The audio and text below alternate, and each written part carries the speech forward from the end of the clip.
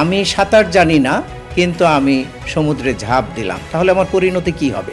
আপনি উন্নত বিশ্বে যদি দেখেন, অধিকাংশ দেশ প্রতিদিনই বলতে গেলে 30 থেকে 40টি অ্যাডভান্স রুলিং জারি হয়। পেঁয়াজ আমদানি করার জন্য সরকার স্থানীয় বাজারে এটার মূল্যটাকে কন্ট্রোল করার জন্য বললো যে কোনো ধরনের ডিউটি লাগবে না। ব্যবসায়ীরা এই পেঁয়াজ আমদানির সময় তাদের ক্ষেত্রে প্রসেসটা কি হবে? আমি যদি জাপানের কথা বলি, ওখানে আপনার ব্যবসায়ীরা কেউ কাস্টমস অফিসে যায় না। সঠিক পরিমাণে ডিউটি ট্যাক্স যদি আমরা ক্যালকুলেট করতে চাই, তাহলে আমাদের HS code, value, quantity, exchange rate এবং সিপিসি, এই 5টি ফিল্ড কিন্তু খুবই গুরুত্বপূর্ণ। আসসালামু আলাইকুম, আপনাদের সবাইকে স্বাগতম জানাচ্ছি কর্পোরেট পডকাস্টে। এই পডকাস্টে আমরা কর্পোরেট কেরিয়ার, ব্যবসা বাণিজ্যের সহজীকরণের নানা দিক তথা income tax, VAT, customs, import export business এই রিলেটেড বিভিন্ন টপিকস নিয়ে আমরা বিশেষজ্ঞদের সাথে আলোচনা করব। তো আমি অত্যন্ত খুশি, প্রথম সেশনে আমার সাথে আছেন শ্রদ্ধেয় M Fakhrul Alam sir. Sir, আপনাকে স্বাগত জানাই। Thank you. তো এম ফখরুল আলম স্যার মূলত এনবিআরের কর্মকর্তা। উনি এনবিআরে সেকেন্ড সেক্রেটারি, ফার্স্ট সেক্রেটারি হিসেবে দায়িত্ব পালন করেছিলেন। উনি চট্টগ্রাম কাস্টমস হাউসের কমিশনার ছিলেন কাস্টমস গোয়েন্দা অধিদপ্তরের মহাপরিচালক এবং সর্বশেষ আপিল ট্রাইব্যুনালের অ্যাক্টিং প্রেসিডেন্ট এবং মেম্বার টেকনিক্যাল হিসেবে দায়িত্ব পালন করেছেন। পাশাপাশি উনি একজন খ্যাতনামা ট্রেইনার, বিশেষ করে ভ্যাট এবং কাস্টমসের বিভিন্ন বিষয় নিয়ে উনি কর্পোরেট একাডেমি এবং বিভিন্ন প্রতিষ্ঠানে উনি ট্রেনিং করিয়ে থাকেন। তো আমি স্যারকে স্বাগত জানাচ্ছি আরেকবার আমাদের আজকের এই কর্পোরেট পডকাস্টের ফার্স্ট এপিসোডে। আপনাকেও অনেক ধন্যবাদ এই বিশেষ উদ্যোগ নেওয়ার জন্য। স্যার, আমি আপনার একটু কেরিয়ার জার্নিটা সম্পর্কে একটু জানতে চাই। আপনি এনবিআর দীর্ঘদিন ছিলেন, I think more than 30 years. তো আপনার সেই ক্যাডেট কলেজের পড়াশোনা, পরবর্তীতে বিশ্ববিদ্যালয় জীবন এবং আপনি বিসিএস উত্তীর্ণ হয়ে কাস্টমস ক্যাডারে, অর্থাৎ এনবিআর যে টোটাল বিভিন্ন রোল প্লে করেছেন, আপনার এডুকেশন সব কিছু মিলে আপনার কেরিয়ারটা আপনার কাছে কেমন ছিল যদি একটু আপনি শেয়ার করতেন। ধন্যবাদ। আমি মূলত 1984 সালে উচ্চ মাধ্যমিক পরীক্ষা সম্পন্ন করি বরিশাল ক্যাডেট কলেজ থেকে। এরপরে ঢাকা বিশ্ববিদ্যালয় থেকে আমি গ্র্যাজুয়েশন এবং মাস্টার্স সম্পন্ন করি এবং ওই ছাত্র অবস্থায় আমি মূলত শেষ দিকে, আমার শিক্ষা জীবনের শেষ দিকে, আমি যেহেতু মধ্যবিত্ত পরিবারের সন্তান, সে কারণে চাকরি করতে হবে, চাকরির জন্য পাশাপাশি চেষ্টা করেছি এবং আপনার প্রথম বিসিএস পরীক্ষায় আমি সফলভাবে উত্তীর্ণ হয়ে সরকারি চাকরিতে যোগদান করি। এরপর আমি জাতীয় রাজস্ব বোর্ডে প্রায় 31 বছর লম্বা চাকুরি জীবন শেষ করে 2025 সালে অবসর নিয়েছি। তো এই দীর্ঘ চাকুরি জীবনে আমি 3 দশকের কিছু বেশি। তো আমি দীর্ঘ সময় এনবিআর এবং এনবিআরের অধীনে বিভিন্ন দপ্তরে কাজ করার সৌভাগ্য আমার হয়েছে। আমি কাস্টমস, ভিএটি 2 উইংই দীর্ঘ সময় কাজ করেছি এবং এনবিআরে আমি বেসিক্যালি পলিসি অনুবিভাগে কাজ করেছি। আমি দ্বিতীয় সচিব কাস্টমস পলিসি, প্রথম সচিব কাস্টমস পলিসি হিসাবে প্রায় 6.5 থেকে 7 বছর আমি জাতীয় রাজস্ব বোর্ডে পদস্থ ছিলাম। কাস্টমসের আপনার বিভিন্ন সেক্টরের যে বিভিন্ন ধরনের প্রণোদনামূলক প্রজ্ঞাপনগুলো হয়েছে, এর অধিকাংশ প্রজ্ঞাপনগুলোই ওই সময় 2004 থেকে 6-7 সালে আপনি দেখবেন আমাদের যে বিভিন্ন সেক্টরের, poultry sector, dairy sector, pharmaceutical sector, তারপরে যে রেফারেল হসপিটাল, তো এই রকমের অনেকগুলো সেক্টরের যে প্যারেন্ট এসআরও যেটা বলবো, সেই এসআরওগুলো কিন্তু আপনার প্রণয়ন করা হয়েছে ওই সময়কালে। ওই সময় প্রচুর পলিসি রিলেটেড কাজ করার সুযোগ পেয়েছি। তো এর পাশাপাশি আপনার ফিল্ড লেভেলে বিভিন্ন দপ্তরে কাজ করার সুযোগ হয়েছে এবং আমার চাকরি জীবনে দীর্ঘ সময়টাই আমার কেটেছে আপনার কাস্টমস অনুবিভাগে।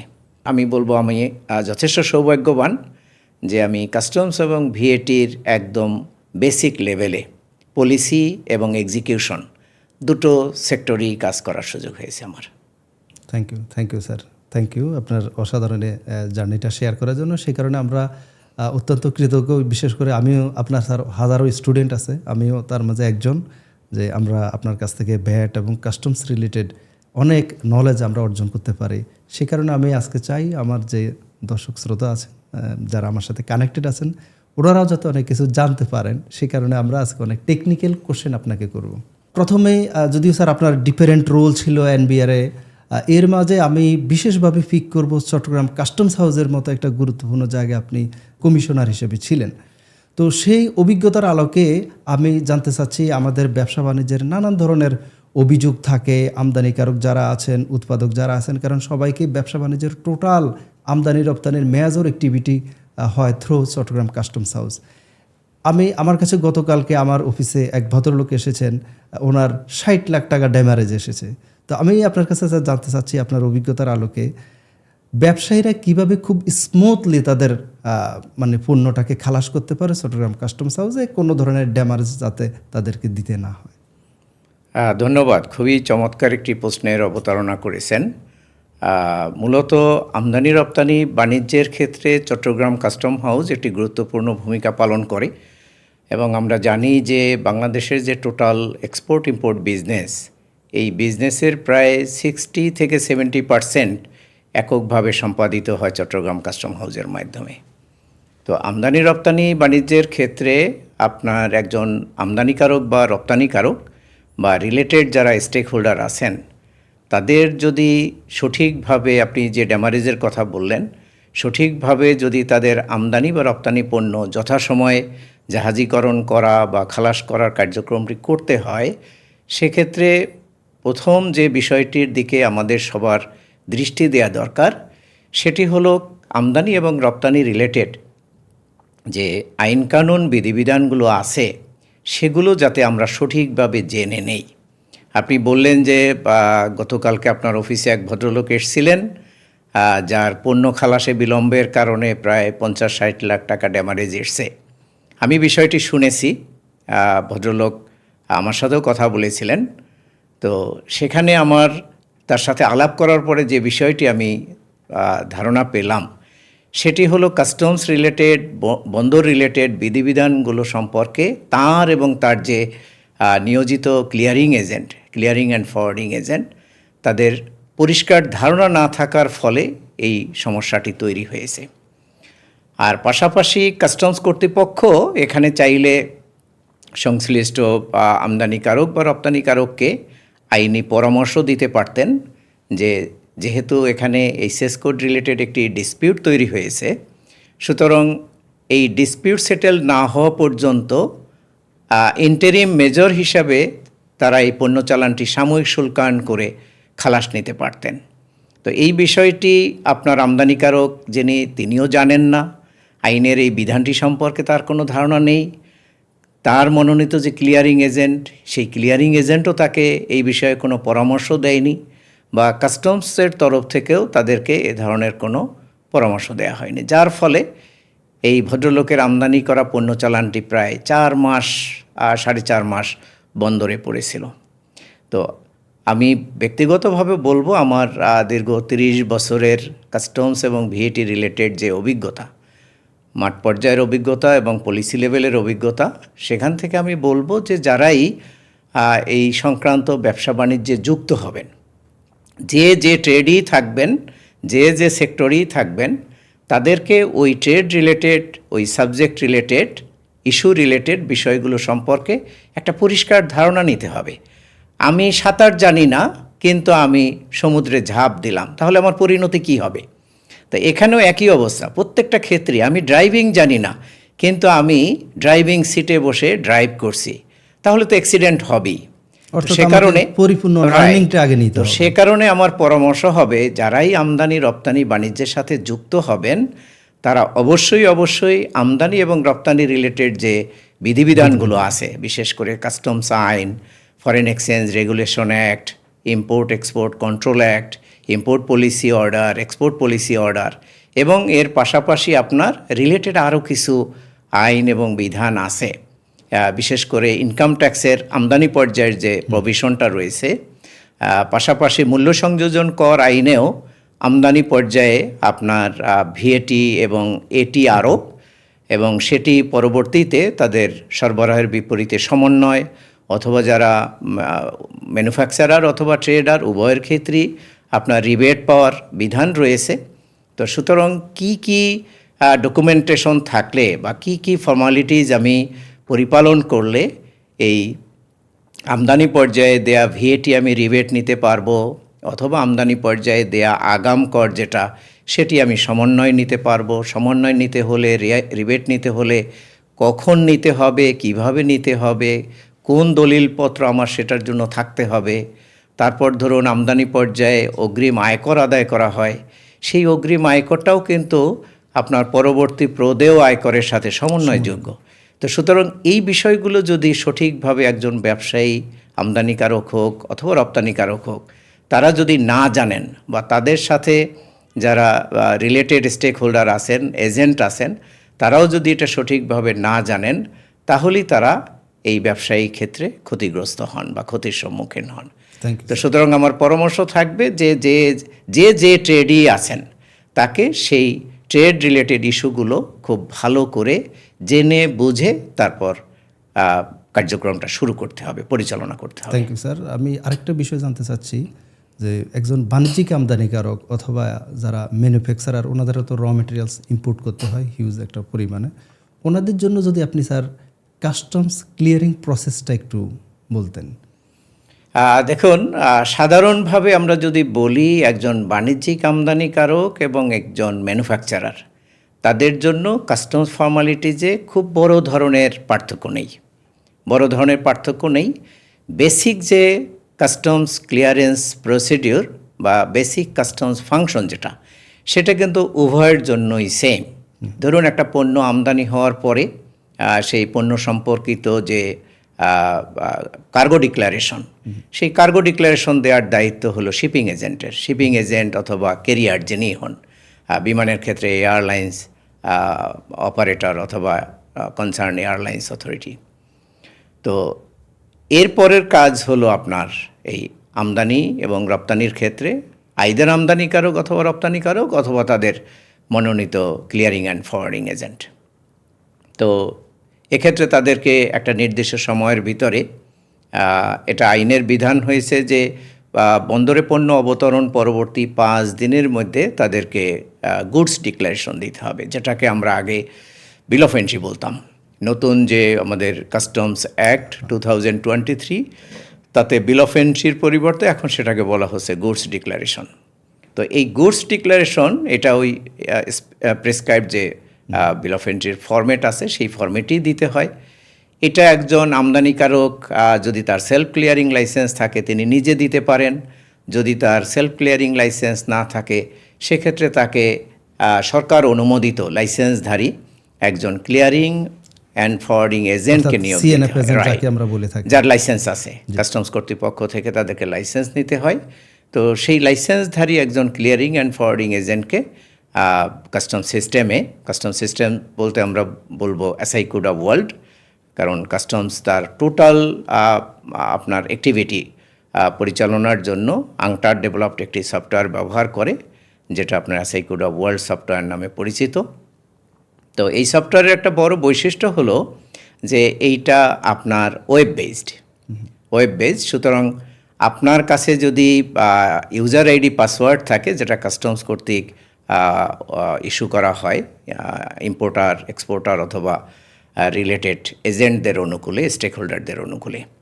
তো সুতরাং কারো কাছে যদি কাস্টমস অনুমোদিত ইউজার আইডি পাসওয়ার্ড থাকে তাহলে তিনি বিশ্বের যে কোনো প্রান্ত থেকে যে কোনো সময়, যেহেতু এটি ওয়েব বেসড সে কারণে বিশ্বের যে কোনো প্রান্ত থেকে যে কোনো সময়ই তারা এই সিস্টেমে লগ ইন করতে পারেন। লগ ইন করে তারা তাদের যে কার্যক্রম আছে সেটা তারা সম্পাদন করতে পারেন। তো এখন বাণিজ্যিক আমদানিকারক এবং ম্যানুফ্যাকচারার যেটা বলছিলাম যে পণ্য খালাসের ক্ষেত্রে সবার ক্ষেত্রেই পদ্ধতি বা বিধান একই। এক্ষেত্রেও তাদেরকে বিদ্যমান আইন এবং বিধিবিধান পরিপালন করে আপনার এই গুডস ডিক্লারেশন দিতে হয়। সেখানে বেসিক 4টি ফিল্ড, বিশেষ করে ডিউটি ট্যাক্স ক্যালকুলেশনের ক্ষেত্রে মানে খুবই ইম্পর্টেন্ট, সেটি হলো এইচএস কোড, আপনার যেটাকে আমরা এইচএস ক্লাসিফিকেশন বলে থাকি। আরেকটি হলো পণ্যের মূল্য, ভ্যালুয়েশন। আরেকটি হলো পণ্যের কোয়ান্টিটি, আর হলো আপনার সিপিসি, কাস্টমস প্রসিডিউর কোড। আর আরও একটি গুরুত্বপূর্ণ বিষয় আছে, সেটা হলো আপনার এক্সচেঞ্জ রেট। যেহেতু আমাদের অধিকাংশ ইম্পোর্ট হয় ফরেন কারেন্সি ব্যবহার করে, সুতরাং সেটাকে আমাদেরকে বাংলাদেশি টাকায় কনভার্ট করতে হয়। সুতরাং আমাদের এক্সচেঞ্জ রেটটাও সঠিকভাবে জেনে নিয়ে সেই অনুসারে আপনার এই পণ্যের আপনার অ্যাসেসমেন্টের কাজটি করতে হয়। তো এই যে 5টি ফিল্ড বললাম, এই 5টি ফিল্ড সবার জন্যই কমন। কিন্তু আপনার বাণিজ্যিক আমদানিকারকদের ক্ষেত্রে আপনার অধিকাংশ ক্ষেত্রে সিপিসির প্রয়োজন হয় না। কিন্তু যারা ম্যানুফ্যাকচারার, বিশেষ করে যারা বিভিন্ন শিল্পের কাঁচামাল আমদানি করেন অথবা সরকার প্রদত্ত বিভিন্ন প্রজ্ঞাপন এসআরওর আওতায় তারা যখন বিভিন্ন ধরনের সুবিধা পেয়ে থাকেন, আমরা যেটাকে বলবো টেরিফ বেনিফিট, তো এই বেনিফিটটা দেওয়ার জন্য তাদেরকে এনবিআর অনুমোদিত একটি কোড ব্যবহার করতে হয়, যেটাকে আমরা বলছি কাস্টমস প্রসিডিওর কোড। তো এইটি কোডটা ব্যবহার করলে আমি সিপিসি বিষয়ে একটু ধারণা দিচ্ছি যে এটা এনবিআর অনুমোদিত একটি কোড, যেটি বিল অফ এন্ট্রির সুনির্দিষ্ট ফিল্ডে অ্যাপ্লাই করলে সরকার যে বিভিন্ন এসআরও বা আদেশের মাধ্যমে বিভিন্ন সেক্টরকে যে ট্যাক্স বেনিফিট দিয়েছে, ধরুন চিনির কথা যদি বলি, যে ধরুন চিনির একটি সুনির্দিষ্ট এইচএস কোড আছে। এখন সেই চিনি বাণিজ্যিক আমদানিকারক আমদানি করলেও তার জন্য যে কোড, শিল্প প্রতিষ্ঠান তার শিল্পের কাঁচামাল আমদানি করলেও একই কোড ব্যবহার করতে হয়। এখন আপনি যদি সাধারণ টেরিফ লাইনে যান, সেখানে দেখবেন যে তার ডিউটি সুনির্দিষ্ট, ধরুন কাস্টমস ডিউটি 25%, রেগুলেটরি ডিউটি 20%, এরকমের সব ধরনের ডিউটি আছে। এখন ধরুন গভর্নমেন্ট শিল্প প্রতিষ্ঠানের কাঁচামালের ক্ষেত্রে এই কাস্টমস ডিউটি 25%-এর পরিবর্তে 10% আরোপ করলো, অর্থাৎ 15% কাস্টমস ডিউটি তাকে অব্যাহতি দিল। তাহলে এই যে বেনিফিটটা, বা ধরুন আমদানি পর্যায়ে রেগুলেটরি ডিউটি থেকে সম্পূর্ণ অব্যাহতি দিল, তাহলে এই যে বেনিফিট, এই বেনিফিটটা সে কীভাবে নিবে? এক্ষেত্রেই তার জন্য এই সিপিসি কোড। তো সুতরাং এই বেনিফিট পাওয়ার জন্য সুনির্দিষ্ট একটি কোড আছে। এই কোডটি যখন তিনি পণ্য ঘোষণা ফর্মের সুনির্দিষ্ট ফিল্ডে অ্যাপ্লাই করবেন, তখনই তার জন্য এই বেনিফিটটা অ্যাপ্লিকেবল হবে।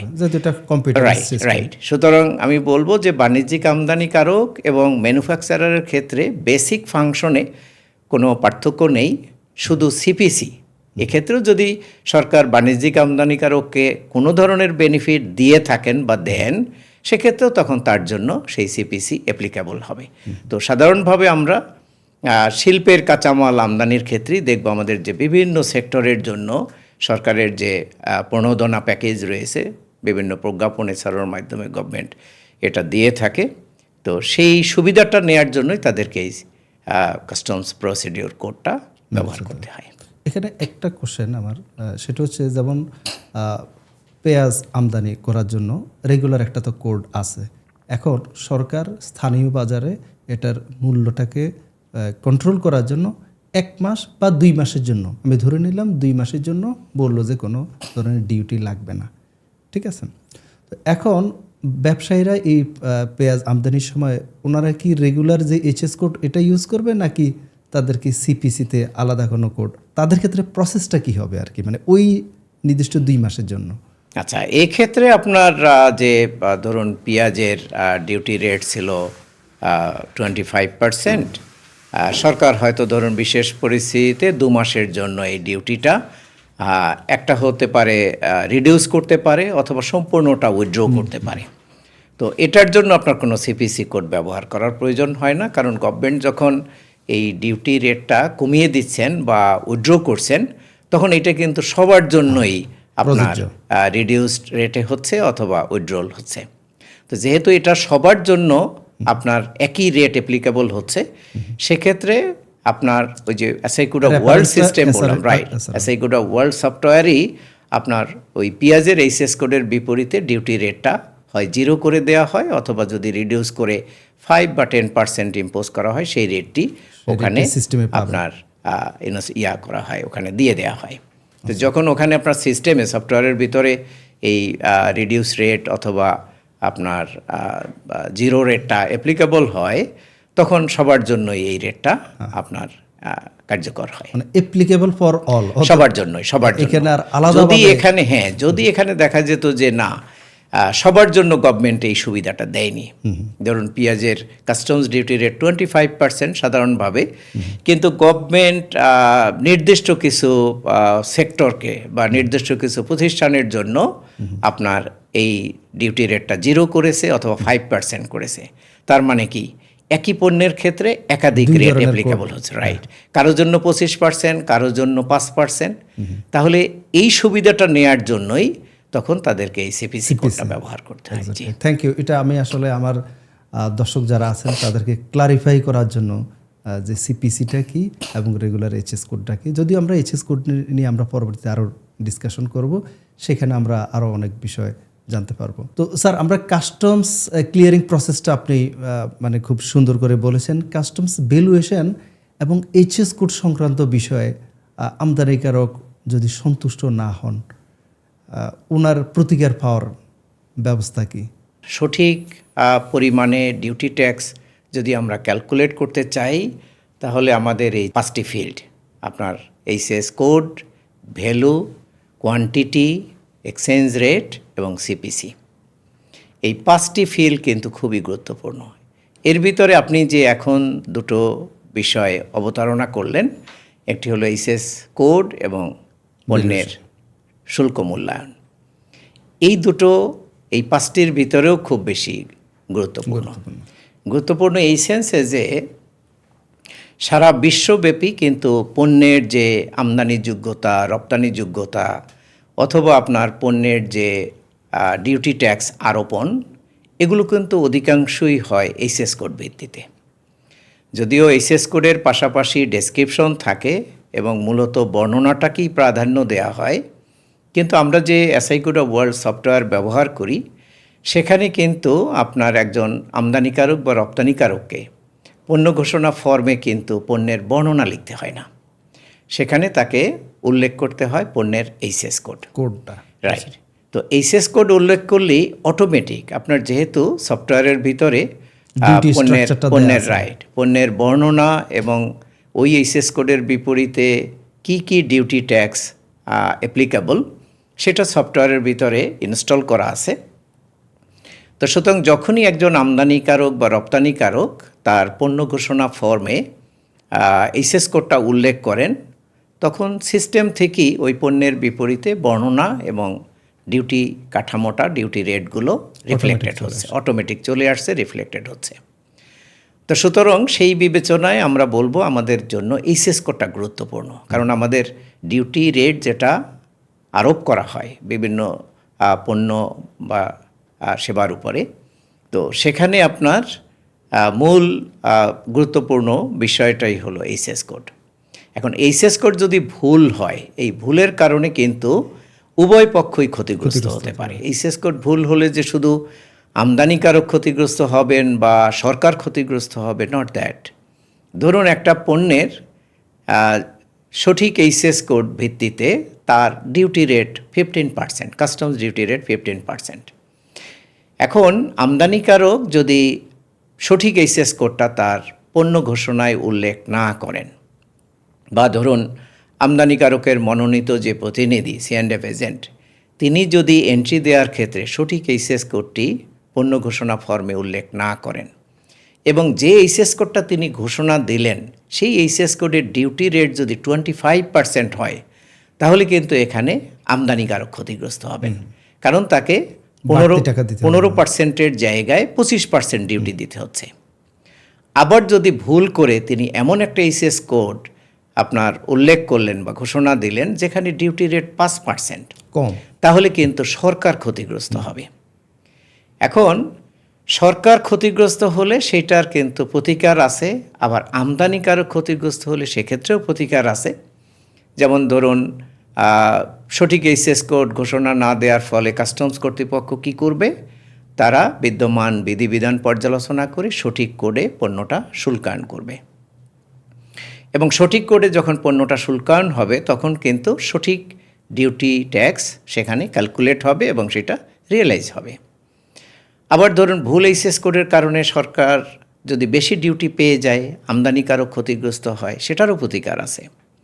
সেক্ষেত্রে আপনার পণ্যের আপনার পুনঃশুল্কায়ন করতে হবে, আমদানিকারককে আবেদন দিতে হবে কাস্টমস কর্তৃপক্ষের কাছে।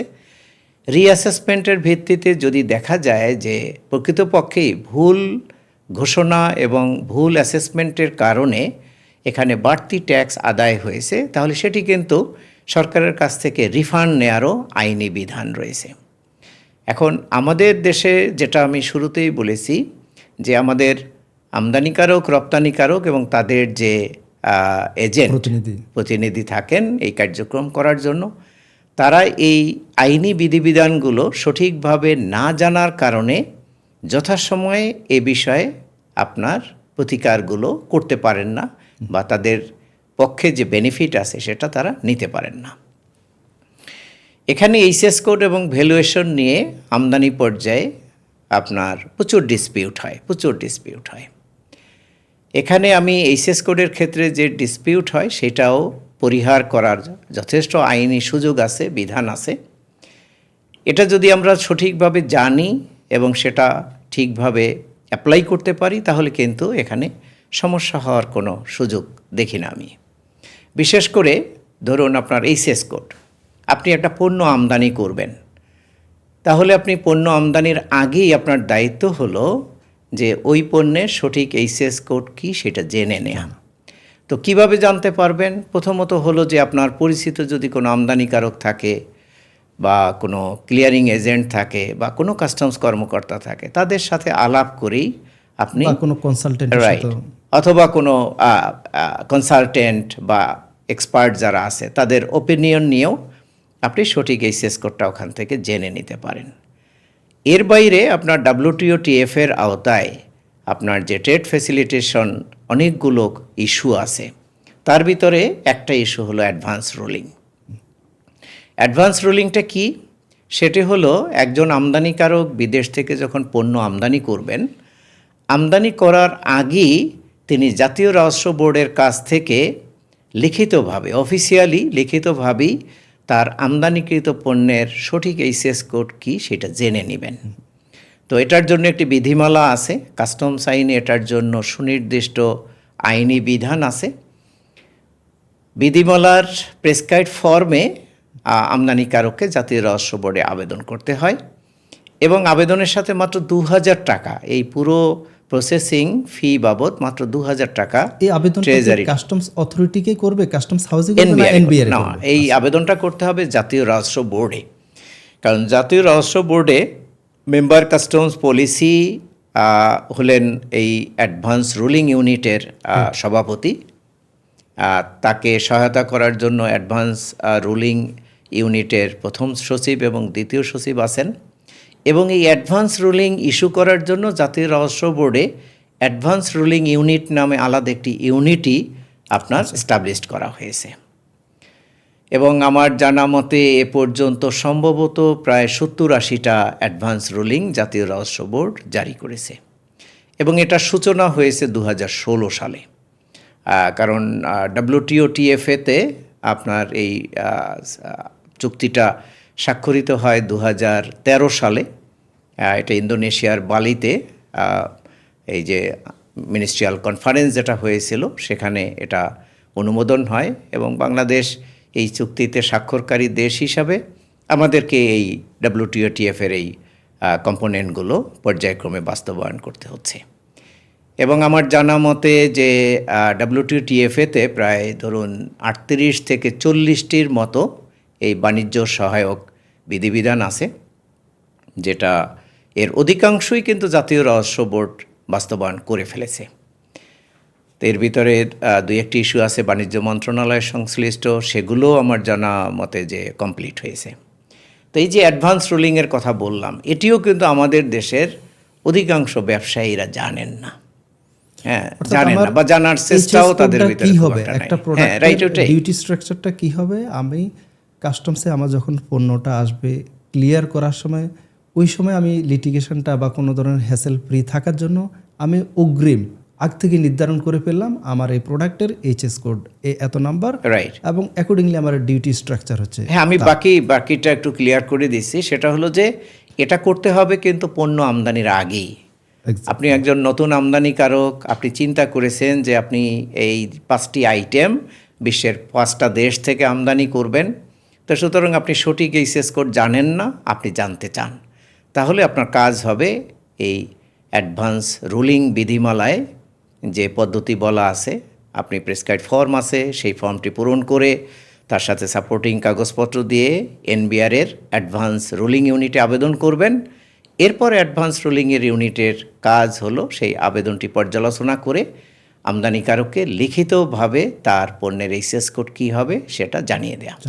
এবং এই যে অ্যাডভান্স রুলিং যেটা এনবিআর থেকে ইস্যু হবে, এটার সুবিধা হলো যে এটা কিন্তু আমদানিকারক এবং কাস্টমস কর্তৃপক্ষের জন্য একটা ম্যান্ডেটরি প্রভিশন, অর্থাৎ এটা কাস্টমসকেও মানতে হবে, আমদানিকারককেও এটা মানতে হবে। আবার ধরুন অ্যাডভান্স রুলিং ইস্যু হলো, সেই অ্যাডভান্স রুলিং নিয়ে যদি কারো কোনো ভিন্ন মত থাকে, ইভেন আমদানিকারকও ভিন্ন মত পোষণ করতে পারেন যে রুলিংটি বোধহয় সঠিক হলো না, সেক্ষেত্রে তিনি আবার অ্যাডভান্স রুলিং ইউনিটের কাছে এটা রিভিউ করার জন্য আবেদন করতে পারেন। বা ধরুন একটা অ্যাডভান্স রুলিং ইস্যু হলো, আমদানিকারকের এন্ডে কোনো আপত্তি নেই, কিন্তু কাস্টমস কর্তৃপক্ষ মনে করছে যে এই এইচএস কোডটি সঠিক নয়, এইচএস কোডটি এটা হলে সঠিক হবে, সেক্ষেত্রে তাদেরও সুযোগ আছে। সেক্ষেত্রে তাদেরকে তাদের যুক্তি ব্যাখ্যা দিয়ে জাতীয় রহস্য বোর্ডের কাছে লিখতে হবে। তখন জাতীয় রহস্য বোর্ড সেটা আবার পর্যালোচনা করে দেখবে, যদি দেখে যে না, মাঠ পর্যায়ের দপ্তরের অবজারভেশন সঠিক না, তাহলে তারা আগে যে সিদ্ধান্ত দিয়েছিল সেটিই বহাল রাখবে। আর যদি দেখে যে না, এখানে কিছু সংশোধনের প্রয়োজন আছে বা পরিবর্তনের প্রয়োজন আছে, সেক্ষেত্রে অ্যাডভান্স রুলিং সেটাও আপনার বাস্তবায়ন করে থাকে। এইচএস কোড নিয়ে ডিসপিউট অ্যাভয়েড করার জন্য এটি ওয়ার্ল্ড ওয়াইড স্বীকৃত। এবং আপনি উন্নত বিশ্বে যদি দেখেন, তাহলে উন্নত বিশ্ব কিন্তু আপনার অধিকাংশ দেশ প্রতিদিন আপনার এরকমের, মানে প্রতিদিনই বলতে গেলে 30-40টা করে অ্যাডভান্স রুলিং। আমি যদি জাপানের কথা বলি, আমি জাপানে একটা ট্রেনিংয়ে গিয়েছিলাম, সেখানে আমাদের ট্রেনিংয়ের মূল ইস্যুটাই ছিল এইচএস ক্লাসিফিকেশন রিলেটেড। সেখানে আমরা ওদের যে প্র্যাকটিস যেটা আমরা দেখেছি, সেটা হলো ওদের ওখানে প্রতিদিন গড়ে 30 থেকে 40টি অ্যাডভান্স রুলিং জারি হয়।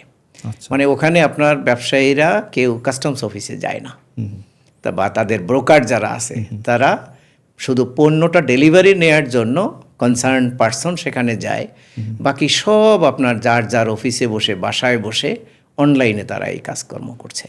তো আমাদের দেশেও কিন্তু এই সেগুরা ওয়ার্ল্ড যেটা আমরা প্রবর্তন করেছি এখানে, সেখানে দেখবেন এখানেও কিন্তু এই যে আমরা বললাম ওয়েব বেসড, যার কারণে আপনি কিন্তু ঘরে বসে, অফিসে বসেই আপনি এই cargo declaration, goods declaration, payment, এগুলো সবই কিন্তু আপনি বাসায় বসে অথবা অফিসে বসে করতে পারছেন। আচ্ছা, এটা আসলে আমাদের অনেক আমদানিকারকরা জানেন না। বিশেষ করে আমি চট্টগ্রাম কাস্টমস হাউসে, স্যার আপনি নিজে যেহেতু কমিশনার ছিলেন, বাট আমি অনেককে দেখেছি, আমি নিজে যখন ভিজিট করেছি, যে মানে এইচএস কোড নিয়ে কিন্তু অনেক ধরনের প্রবলেমে পড়ে। সেক্ষেত্রে টেস্টে পাঠাচ্ছে একটা প্রোডাক্ট, টেস্টের রেজাল্ট দেখা যাচ্ছে যে আমদানিকারকের বিপক্ষে আসছে, তারপরে আবার পুনর্নির্ধারণ হচ্ছে। অর্থাৎ এখানে কিন্তু একটা টাইম এবং হচ্ছে গিয়ে অর্থের অপচয় হয়, কারণ সঠিক সময় প্রোডাক্টটা ডেলিভারি হচ্ছে না, তার সাপ্লাই চেইনে ইস্যুস হচ্ছে, ওয়ার্কিং ক্যাপিটাল ব্লক হচ্ছে, on the other hand demurrage আসতেছে। না, সেটার জন্য তো আমরা বললাম যে আপনার যখন এইচএস কোড, ভ্যালুয়েশন বা অন্য কোনো আইনি বিষয়ে কোনো ডিসপিউট অ্যারাইজ করবে, সেক্ষেত্রে কিন্তু কাস্টমস আইনে সুনির্দিষ্ট বিধান আছে। আমাদের যে নতুন কাস্টমস আইন 2023, তার সেকশন 93, সেখানে কিন্তু আমদানি পণ্যের সাময়িক শুল্কায়ন করার বিধান আছে। অর্থাৎ আপনার কোনো ধরনের ডিসপিউট অ্যারাইজ করলে সেক্ষেত্রে আপনি পণ্যটা প্রভিশনাল অ্যাসেসমেন্ট করে আইদার ব্যাংক গ্যারান্টি ওর আন্ডারটেকিং দিয়ে পণ্যটা খালাস নিয়ে যাবেন, এবং খালাস পরবর্তী 120 ওয়ার্কিং ডেইজের ভিতরে আপনার এই প্রভিশনাল অ্যাসেসমেন্টটা চূড়ান্ত করতে হবে। এবং কোনো কারণে যদি এই 120 ওয়ার্কিং ডেইজে এটা চূড়ান্ত করা না যায়, সেক্ষেত্রে আপনার সংশ্লিষ্ট কমিশনারকে এম্পাওয়ার করা আছে, তিনি সেক্ষেত্রে যৌক্তিক সময় বৃদ্ধি করতে পারেন। আচ্ছা। তো সুতরাং আইনে কিন্তু বিধান আছে। এই আইনগুলো ধরুন কাস্টমস এটা একটা ইন্টারন্যাশনাল আপনার অর্গানাইজেশন বলি বা ডিপার্টমেন্ট বলি, কারণ তাদেরকে ইন্টারন্যাশনাল ট্রেডের সাথে আপনার অ্যালাইন থেকে কাজকর্ম করতে হয়, যার জন্য আপনি দেখবেন বিশ্বের বিভিন্ন দেশের কাস্টমস আইনের প্রভিশনগুলো মোরলেস সেম। হয়তো ডিউটি রেটের ক্ষেত্রে ভেরিয়েশন দেখবেন, কোনো দেশ হয়তো এক ধরনের ডিউটি ইম্পোজ করে, আরেক দেশে হয়তো অন্য ধরনের, মানে ডিউটি রেটের পার্থক্যটা হয়তো বা থাকে সামান্য, কিন্তু বেসিক যে কাস্টমস ফর্মালিটিস বা কাস্টমস প্রসিডিওর সেগুলো দেখবেন অধিকাংশ দেশেই একই রকমের, তো সুতরাং যেখানে প্রভিশনাল অ্যাসেসমেন্টের সুযোগ আছে, তাহলে আমদানিকারক বা তার মনোনীত এজেন্টকে এই ধরনের পরিস্থিতি অ্যারাইজ করলে তাদেরকে তখন এই প্রভিশনাল অ্যাসেসমেন্টে যেতে হবে। পণ্যটা সাময়িক শুল্কায়ন করে খালাস নিয়ে যাবেন। তো পণ্য যদি আপনি খালাস নিতে পারেন, তাহলে তো বন্দরের যে ড্যামারেজের কথা বলছেন সেটা আর কোনোভাবেই আরোপ হবে না এটার উপরে। তো সুতরাং এটার জন্য আমি ব্যক্তিগতভাবে আমার অভিমত হলো যে এক্ষেত্রে যেমন আমদানিকারককে এই ধরনের সুবিধাটা চাইতে হবে, এটা একটা ওয়ান কাইন্ড অফ বেনিফিটও বলবো আমি, নট অনলি কাস্টমস প্রসিডিওর, এটা ওয়ান কাইন্ড অফ বেনিফিটও। তো সুতরাং তাদেরকে এটা চাইতে হবে, পাশাপাশি কাস্টমস কর্তৃপক্ষও কিন্তু এ ধরনের পরিস্থিতির উদ্ভব হলে তারা প্রভিশনাল অ্যাসেসমেন্ট নিজে থেকেও করতে পারেন। তো সুতরাং এটা যদি করা হয় সেক্ষেত্রে আমি মনে করি না যে এইচএস কোড নিয়ে খুব বড় ধরনের সমস্যা তৈরি হতে পারে। পাশাপাশি আপনার জাতীয় রাজস্ব বোর্ড থেকে এইচএস কোডের ক্ষেত্রে একটা নির্দেশনাও দেয়া আছে, নির্দেশনা জারি করা আছে। এই নির্দেশনাটাও যদি তারা যথাযথভাবে অনুসরণ করেন, সেক্ষেত্রেও এইচএস কোড রিলেটেড যে ডিসপিউট আমদানি পর্যায়ে হয় তার থেকে তারা অনেকটাই পরিত্রাণ নিতে পারেন। আর আপনি আরেকটি গুরুত্বপূর্ণ ইস্যুর কথা বলেছেন, সেটা হলো আমদানি পণ্যের মূল্যায়ন, ভ্যালুয়েশন।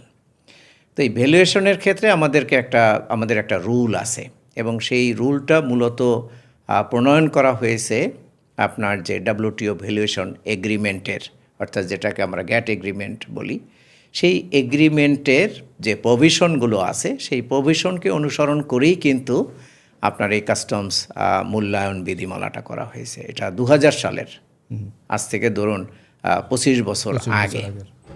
এবং আমি বলবো এটি একটি চমৎকার বিধিমালা, এবং সেখানে পণ্যের মূল্য বলতে আমরা মূলত বুঝে থাকি যে ট্রানজ্যাকশন ভ্যালু, যেটাকে আমরা বাংলায় বলছি বিনিময় মূল্য।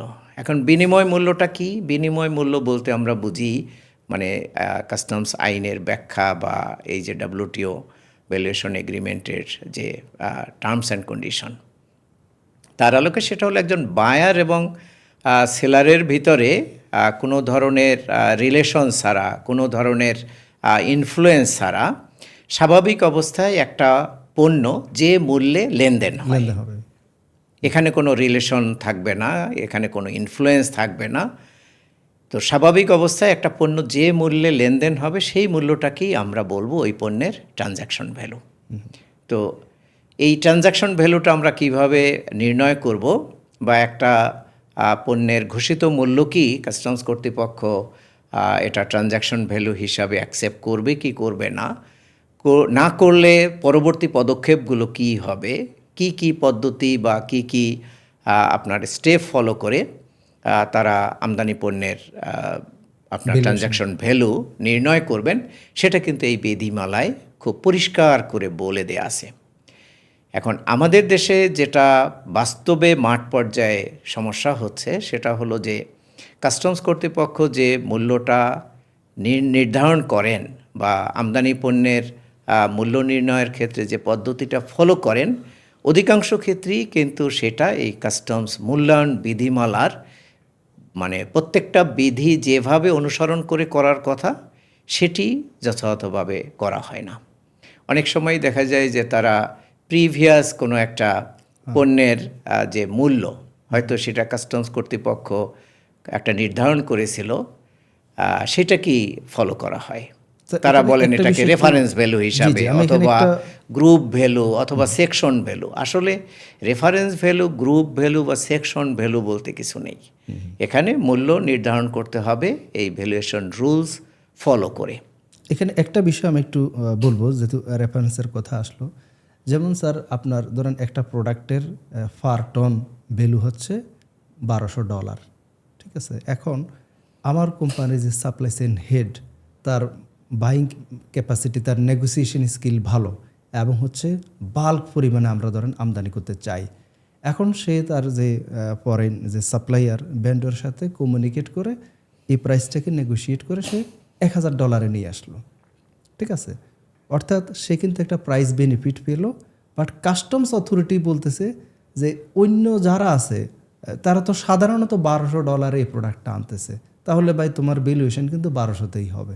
তাহলে এই যে সাপ্লাই চেইন থেকে কমিউনিকেশনটা করা হলো, নেগোশিয়েট করে প্রাইসটাকে রিডিউস করা হলো, এবং একটা হিউজ ভলিউমের যে বেনিফিটটা নিল কোম্পানি, এই মানে বেনিফিটটাকে কি নষ্ট করে দিচ্ছে না কাস্টমস অথরিটি যদি এই রেফারেন্স ভ্যালু ব্যবহার করে? না, সেটাই তো আমি তো সেই বিষয়ে সে কি করবে আর কি? Right, thank you. সেই বিষয়টাই তো এখানে আলোচনা হলো, বা আমি যেটা বললাম যে এই ভ্যালুয়েশন রুলসে কিন্তু আপনি যে বিষয়গুলোর অবতারণা করলেন, এই বিষয়গুলো কিন্তু ভ্যালুয়েশন রুলসে অ্যাড্রেস করা আছে। জি। আপনি হিউজ কোয়ান্টিটি ইম্পোর্ট করেন, আরেকজন খুব অল্প পরিমাণে, মানে মিনিমাম কোয়ান্টিটি ইম্পোর্ট করে, তো সুতরাং এই দুজনার ভ্যালু তো এক হবে না। আর তার পাশাপাশি আরেকটি বিষয় হলো যে এই যে আপনি বললেন নেগোসিয়েশনের মাধ্যমে, একজন হলেন কোনো এক সাপ্লায়ারের কাছ থেকে রেগুলার বেসিসে দীর্ঘমেয়াদে আমদানি করেন, আর আরেকজন বছরে একবার দুবার আমদানি করেন, সুতরাং দুজনের ভ্যালুয়েশন কিন্তু এক হবে না। এখানে একটা আপনার ধরুন ট্রেড ডিসকাউন্ট যেটাকে আমরা বলি, হিউজ কোয়ান্টিটি বা এই নেগোসিয়েশনের কারণে বা কন্টিনিউয়াস হিউজ পরিমাণে ইম্পোর্টের কারণে এখানে একটা ট্রেড ডিসকাউন্ট পাওয়া যায়। সেই ট্রেড ডিসকাউন্টটাও কিন্তু আপনার এই ভ্যালুয়েশন রুলে কনসিডার করার কথা বলা আছে। তো সেই জন্য আমি বলছি যে আসলে মানে যারা আমদানি করেন, আমদানিকারক প্লাস কাস্টমস কর্তৃপক্ষ, তারা যদি বিদ্যমান যে আইন বা বিধিবিধান আছে সেগুলো যদি যথাযথভাবে অনুসরণ করেন, তাহলে কিন্তু আপনার এই বিরোধের তৈরি হয় না। অনেক ক্ষেত্রেই দেখা যায় যে যেটা আপনি বললেন যে একজন আমদানিকারক, তার ইম্পোর্ট কোয়ান্টিটি হিউজ, এবং তিনি এই সাপ্লায়ারের কাছ থেকে দীর্ঘ দিন আপনার এই পণ্য আমদানি করেন, তো সে কারণে তার যেহেতু মানে bulk quantity plus continuous import, সে কারণে তিনি কিন্তু এখান থেকে একটা ডিসকাউন্ট পাবেন। তাহলে সেটাও যাচাই বাছাই করে দেখতে হবে যে তিনি যে দাবিটা করছেন ট্রেড ডিসকাউন্টের জন্য আপনার দাবি করছেন সেগুলো যথাযথ কিনা। তো সুতরাং এগুলো কিন্তু সবই ভ্যালুয়েশন রুলসে আছে। বিষয়টা হলো যে আমরা যদি এই বিদ্যমান আইন এবং বিধানগুলো ফলো করি, ঠিকভাবে যদি আমরা অনুসরণ করে আমাদের অ্যাসেসমেন্ট কার্যক্রমটা করি, তাহলে কিন্তু আপনার বিরোধ হওয়ার কোনো সুযোগ দেখি না আমি। কিন্তু হয় যেটা ধরুন ইন্টারন্যাশনাল ট্রেডে প্রতিনিয়তই কিন্তু বিভিন্ন প্রোডাক্টের মূল্য আপ ডাউন হচ্ছে। জি জি। হ্যাঁ, বিভিন্ন পরিস্থিতির কারণে আপনার প্রোডাকশন বেশি হলে তার একটা ইম্প্যাক্ট আছে, হঠাৎ করে প্রোডাকশন কম হলে তার একটা অ্যাডভার্স ইম্প্যাক্ট আছে। আবার পলিটিক্যাল ইন্টারন্যাশনাল যে পলিটিক্স, সেখানে কোনো অ্যাডভার্স সিচুয়েশন তৈরি হলে তার ফলে কোনো পণ্যের মূল্য কমে যায়, কোনো পণ্যের মূল্য আপনার বেড়ে যায়।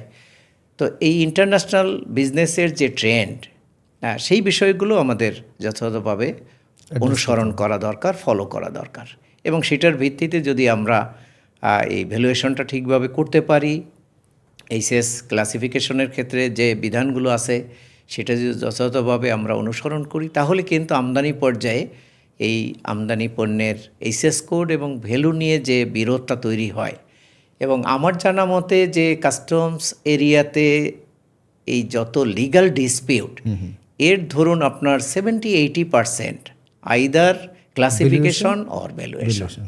আর এর বাইরে এই কোয়ান্টিটি মিসডিক্লারেশন বা আপনার ধরুন ইম্পোর্ট পলিসি অর্ডারের কোনো টার্মস অ্যান্ড কন্ডিশন ফুলফিল না করা, এগুলোর পরিমাণ অত বেশি না। আচ্ছা, মানে ভ্যালুয়েশন এবং এইচএস ক্লাসিফিকেশন এবং ভ্যালুয়েশন মানে বিরোধ তৈরি হয় অধিকাংশ যে আপনার লিটিগেশন, সেগুলো আপনার এই দুটো এরিয়া নিয়েই বেশি হয়। এবং দুইটা এরিয়া নিয়েই আসলে একজন বাণিজ্যিক আমদানিকারক হোক বা সবার ক্ষেত্রে ম্যানুফ্যাকচারার হোক, ওনার কিন্তু প্রতিকার পাওয়ার সুযোগ আছে, আইনে সুযোগ আছে। পরিস্থিতিটাই অ্যাভয়েড করতে পারে। যেমন যেটা বললেন আপনি স্যার, অ্যাডভান্স রুলিং এর কথা বললেন, আমার এইচএস কোড রিলেটেড তার সাথে বিরোধেই হবে না, আমি আগেই ফিক্স আপ করে ফেললাম যে আমার এই প্রোডাক্টের এইচএস কোড এত। এবং ভ্যালুয়েশনের ক্ষেত্রে যেটা আমি বললাম যে আমি যে দামে ইনপুট করছি এখন কাস্টমস অথরিটি ওই দামে ভ্যালুয়েশন না করে অন্য একটা দামে ভ্যালুয়েশন করলো, তার মানে সেখানেও আমার কিন্তু রিভিউ করার সুযোগ আছে। আমি আমার প্রোডাক্টের উপর আমি সেটা মানে ক্লারিফিকেশান দিতে পারি যে আমি এভাবে করতেছি, আমার ভলিউম অনেক বেশি, অর্থাৎ আমার প্রকৃত যে কারণটা, যে কারণে যে ভেরিয়েন্সটা হলো সেটা আমি কিন্তু তার মানে আমার সেখানে প্রতিকার পাওয়ার সুযোগ আছে এবং আমার লজিকটাকে এস্টাবলিশ করার সুযোগ আছে। Right right, thank you sir. Sir আরেকটা হচ্ছে আমদানি রপ্তানি বাণিজ্যে ইভেন আমি বলবো এই বিষয়ে, ধরুন প্রত্যেকটা কাস্টম হাউজই কিন্তু আপনার একটা অ্যাসেসমেন্ট কমিটি আছে, প্রত্যেকটা কাস্টম হাউজে অ্যাসেসমেন্ট কমিটি আছে, এবং that committee is headed by either additional commissioner or joint commissioner. যে কাস্টম হাউজে এডিশনাল কমিশনার পদস্থ নেই সেখানে জয়েন্ট কমিশনার, কিন্তু এখন যেহেতু অধিকাংশ কাস্টম হাউজেই আপনার একাধিক এডিশনাল কমিশনারের পদ রয়েছে, সে কারণে এটার প্রধান থাকেন একজন এডিশনাল কমিশনার। এবং সেখানে কাস্টম হাউজের সিনিয়র ম্যানেজমেন্টে যারা আছেন তারা সংশ্লিষ্ট শুল্কায়ন গ্রুপের এআরও আর এসিডিসি যারা তারা থাকেন, চেম্বারের একজন প্রতিনিধি থাকেন, সিএনএফ এজেন্ট অ্যাসোসিয়েশন একজন প্রতিনিধি থাকেন। তারা কিন্তু এই ভ্যালুয়েশন এবং ক্লাসিফিকেশন নিয়ে, এইচএস কোড নিয়ে যে ডিসপিউট হয় সেটা যাচাই বাছাই করার জন্য কিন্তু কাস্টম হাউসে একটা অ্যাসেসমেন্ট কমিটি আছে। তো আমাদের অনেক আমদানিকারক বা তাদের মনোনীত সিএনএফ এজেন্টরা এই অ্যাসেসমেন্ট কমিটিতে গিয়ে যে একটা প্রতিকার পাওয়া যেতে পারে এটাও অনেকে জানেন না। তো সুতরাং এ ধরনের ডিসপিউট হবে ইন্টারন্যাশনাল ট্রেডে, সারা বিশ্বেই এ ধরনের সমস্যা তৈরি হয়, আবার সেই সমস্যা সমাধানের আইনি বিধানও আছে। তো সুতরাং আপনাকে বিধানটা জানতে হবে, জেনে টাইমলি সেখানে আপনার অ্যাপ্রোচ করতে হবে। তো সুতরাং টাইমলি যদি আমরা এই কাজগুলো মানে যথাযথভাবে করতে পারি, সেক্ষেত্রে আপনার যে পণ্য খালাসে বিলম্ব হওয়া, ড্যামারেজ হওয়া বা ক্ষতিগ্রস্ত হওয়া, এটা অনেকটাই অ্যাভয়েড করা সম্ভব হয়। Thank you sir. এখানে অ্যাসেসমেন্ট কমিটি নিয়ে আমার নিজের একটা এক্সপিরিয়েন্স আছে যে মানে আমার একটা প্রোডাক্ট আমরা কোনোভাবে আমাদের যে সংশ্লিষ্ট ডেপুটি কমিশনার উনি কোনোভাবে মানছেন না যে না এটা এই এইচএস কোড হবে না, ওনাকে কোনোভাবেই বোঝানো যাচ্ছে না যে আমরা যে প্রস্তাবিত যে এইচএস কোড উনি এটা মানছেন না, এবং উনি যে প্রস্তাবটা করছেন এটাতে এই দুইটার মাঝে ডিফারেন্স হচ্ছে 1 কোটি টাকা, মানে ওয়ান সিঙ্গেল শিপমেন্ট। তো এমন 4টা বিল অফ এন্ট্রি, তার মানে 4 কোটি টাকা। তো যাই হোক, পরবর্তীতে আমরা অ্যাসেসমেন্ট কমিটিতে গেলাম, এবং অ্যাসেসমেন্ট কমিটিতে আপনি যেভাবে বললেন ওখানে কিন্তু আমি কিন্তু আমার যুক্তি তর্ক উপস্থাপন করার যথেষ্ট পরিমাণ সুযোগ আছে, এবং মানে দে আর ভেরি হাম্বল যে ওনারা ওই সুযোগটা দেয় যে আমার মানে বক্তব্যের পক্ষে আমার সপক্ষে যুক্তিগুলো কী, এবং সেখানে কিন্তু আমি আমার যে অ্যাসেসমেন্ট কমিটির বোর্ডকে আমি কনভিন্স করতে পেরেছিলাম, এবং সেটা সেভাবে পরবর্তীতে সলিউশন হলো। তো এটা কিন্তু অনেক গুরুত্বপূর্ণ একটা বিষয়, এটা আমরা অনেকে হয়তো জানি না যে অ্যাসেসমেন্ট কমিটিতে গিয়ে কিন্তু আমি আমার যুক্তি তর্কগুলো আমি উপস্থাপন করতে পারি, এবং সেখানে কিন্তু আমি একটা প্রতিকার পেতে পারি। Thank you. আর সিএনএফ এজেন্টরা আমদানি এবং রপ্তানি বাণিজ্যের ক্ষেত্রে খুবই গুরুত্বপূর্ণ একটা ভূমিকা পালন করে। তো সম্প্রতি জাতীয় রাজস্ব বোর্ড থেকে একটা সার্কুলার জারি হলো যে সিএনএফ এজেন্টরা সাধারণত এইভাবে আর সিএনএফ এজেন্টের আবেদন চাওয়া হয় নাই আগে, যে এখন এটাকে একটা উন্মুক্ত পরীক্ষার মাধ্যমে সিএনএফ এজেন্ট রিক্রুট করার, নিয়োগ করার একটা সুযোগ করে দিল। তো অনেকেই আছেন মানে দীর্ঘদিন ধরে এই সিএনএফ এজেন্সি ব্যবসা করতে চায় বা এগুলোর জন্য আগ্রহী আছেন। সম্প্রতি স্যার একটা সার্কুলার হলো এনবিআর থেকে, যারা ন্যূনতম ডিগ্রি পাস তারা হচ্ছে সিএনএফ এজেন্ট হিসেবে আবেদন করার জন্য তারা প্রাথমিকভাবে যোগ্য। তো এই সংক্রান্ত বিষয় যদি স্যার আপনি বলতেন, সিএনএফ এজেন্টরা আসলে কিভাবে তারা নিয়োগ পেতে পারে বা এই পরীক্ষায় তারা কিভাবে উত্তীর্ণ হতে পারে, সিএনএফ এজেন্ট সম্পর্কে। Thank you. মূলত customs clearing and forwarding agent, আমরা এটাকে সংক্ষেপে C&F এজেন্ট বলি, কিন্তু মূলত এটাকে বলা হয় customs clearing and forwarding agent. তাহলে এই এজেন্ট যারা, তারা মূলত আপনার আমদানিকারক বা রপ্তানিকারকের পক্ষে কাস্টমস রিলেটেড ফর্মালিটিস যেটা আছে, কাস্টমস রিলেটেড ফর্মালিটিস বলতে আপনার পণ্য আগমনের পরে, বন্দরে অবতরণ করার পর থেকে এই পণ্যের ডিক্লারেশন দেয়া, তারপর সেই পণ্যের প্রয়োজন হলে এক্সামিনেশন করা, পণ্যের অ্যাসেসমেন্ট করা, ডিউটি ট্যাক্স পরিশোধ করে পণ্যটা বন্দর থেকে খালাস দেয়া পর্যন্ত এই কার্যক্রমটা মূলত ক্লিয়ারিং অ্যান্ড ফরওয়ার্ডিং এজেন্টরা করে থাকেন। এবং এটা সারা বিশ্বব্যাপী আপনার এই একই পদ্ধতি। আপনি এটা যে শুধু বাংলাদেশের মানে কাস্টমস নীতি পদ্ধতি সেটা কিন্তু না, আপনি বিশ্বের যে কোনো দেশে গেলেই সেখানে আপনার এই customs clearing and forwarding agent বা অনেক দেশে এটাকে কাস্টমস ব্রোকার বলা হয়, একই জিনিস। এবং এদেরকে যে আপনার লাইসেন্স দেয়া হয় এটা কিন্তু কাস্টমস আইনের বিধান অনুসারে। কাস্টমস আইনে এ সংক্রান্ত বিধান রয়েছে, সেই বিধানের আওতায় জাতীয় রহস্য বোর্ড বিধিমালা প্রণয়ন করেছে। সেই বিধিমালাই এই লাইসেন্সটি কাদেরকে দেয়া যাবে এবং লাইসেন্স দেওয়ার পদ্ধতিগুলো কি সেটা বিস্তারিত সেখানে উল্লেখ আছে। আপনার জাতীয় রহস্য বোর্ড সম্প্রতি লাইসেন্স প্রদানের জন্য যে সার্কুলারটি দিয়েছে এটি কিন্তু নতুন না। ধরেন আমাদের কাস্টমস কার্যক্রম যখন থেকে শুরু হয়েছে, স্বাধীনতার আগে বা স্বাধীনতার পরে, তখনও কিন্তু এই customs clearing and forwarding agency ছিল বা তাদের কার্যক্রম ছিল। এখানে আইনের বিধান হলো যে একজন আমদানিকারক বা রপ্তানিকারক কাস্টমস রিলেটেড ফর্মালিটিস যদি তিনি নিজেরটা নিজে করতে চান, তাহলে তিনি কাস্টমস কর্তৃপক্ষের কাছ থেকে একটা সেলফ ক্লিয়ারিং লাইসেন্স নেবেন। তার মানে এটাও এক ধরনের ক্লিয়ারিং অ্যান্ড ফরওয়ার্ডিং লাইসেন্স। এটা মূলত আমদানিকারক রপ্তানিকারক যারা নিজের কাজ নিজে করতে চান তাদেরকে দেয়া হয় সেলফ ক্লিয়ারিং লাইসেন্স। শর্ত হলো এই লাইসেন্স দিয়ে তারা শুধু নিজেদের কাজটা করতে পারবেন, তারা কিন্তু অন্য আরেকজন আমদানিকারক বা রপ্তানিকারকের কাজ করতে পারবে না, সার্ভিসটা প্রোভাইড করতে পারবে না, অন্য কাউকে দিতে পারবে না, নিজের কাজ ক্লিয়ার করতে পারবে, নিজের আমদানি বা নিজের রপ্তানির কার্যক্রম সে নিজে করতে পারবেন। আর যাদের এই নিজের কাজ নিজে করার এবিলিটি নাই বা থাকলেও তিনি সেটা করতে চাচ্ছেন না, তাদের জন্য হলো সরকার অনুমোদিত ক্লিয়ারিং অ্যান্ড ফরওয়ার্ডিং এজেন্ট নিয়োগ দিতে হয়। এখন ধরুন একজন আমদানিকারক তার নিজের কাজ সে নিজে করবে না, সে একজন এজেন্ট নিয়োগ দিবে। এই ক্ষেত্রে তাকে কাস্টমস অনুমোদিত বা সরকার অনুমোদিত একজন ক্লিয়ারিং অ্যান্ড ফরওয়ার্ডিং এজেন্টকে নিয়োগ দিতে হবে। তো এটা কিন্তু আগেও ছিল, আগেও বিধিমালা ছিল, তবে সর্বশেষ যে বিধিমালাটি প্রচলিত ছিল সেটার নাম ছিল এজেন্টস লাইসেন্সিং বিধিমালা। তো এই বিধিমালার আওতায় মূলত জাতীয় রহস্য বোর্ড ক্লিয়ারিং এজেন্ট এবং শিপিং এজেন্ট এই দুই ধরনের এজেন্টদের লাইসেন্স দিত একটা বিধিমালার আওতায়।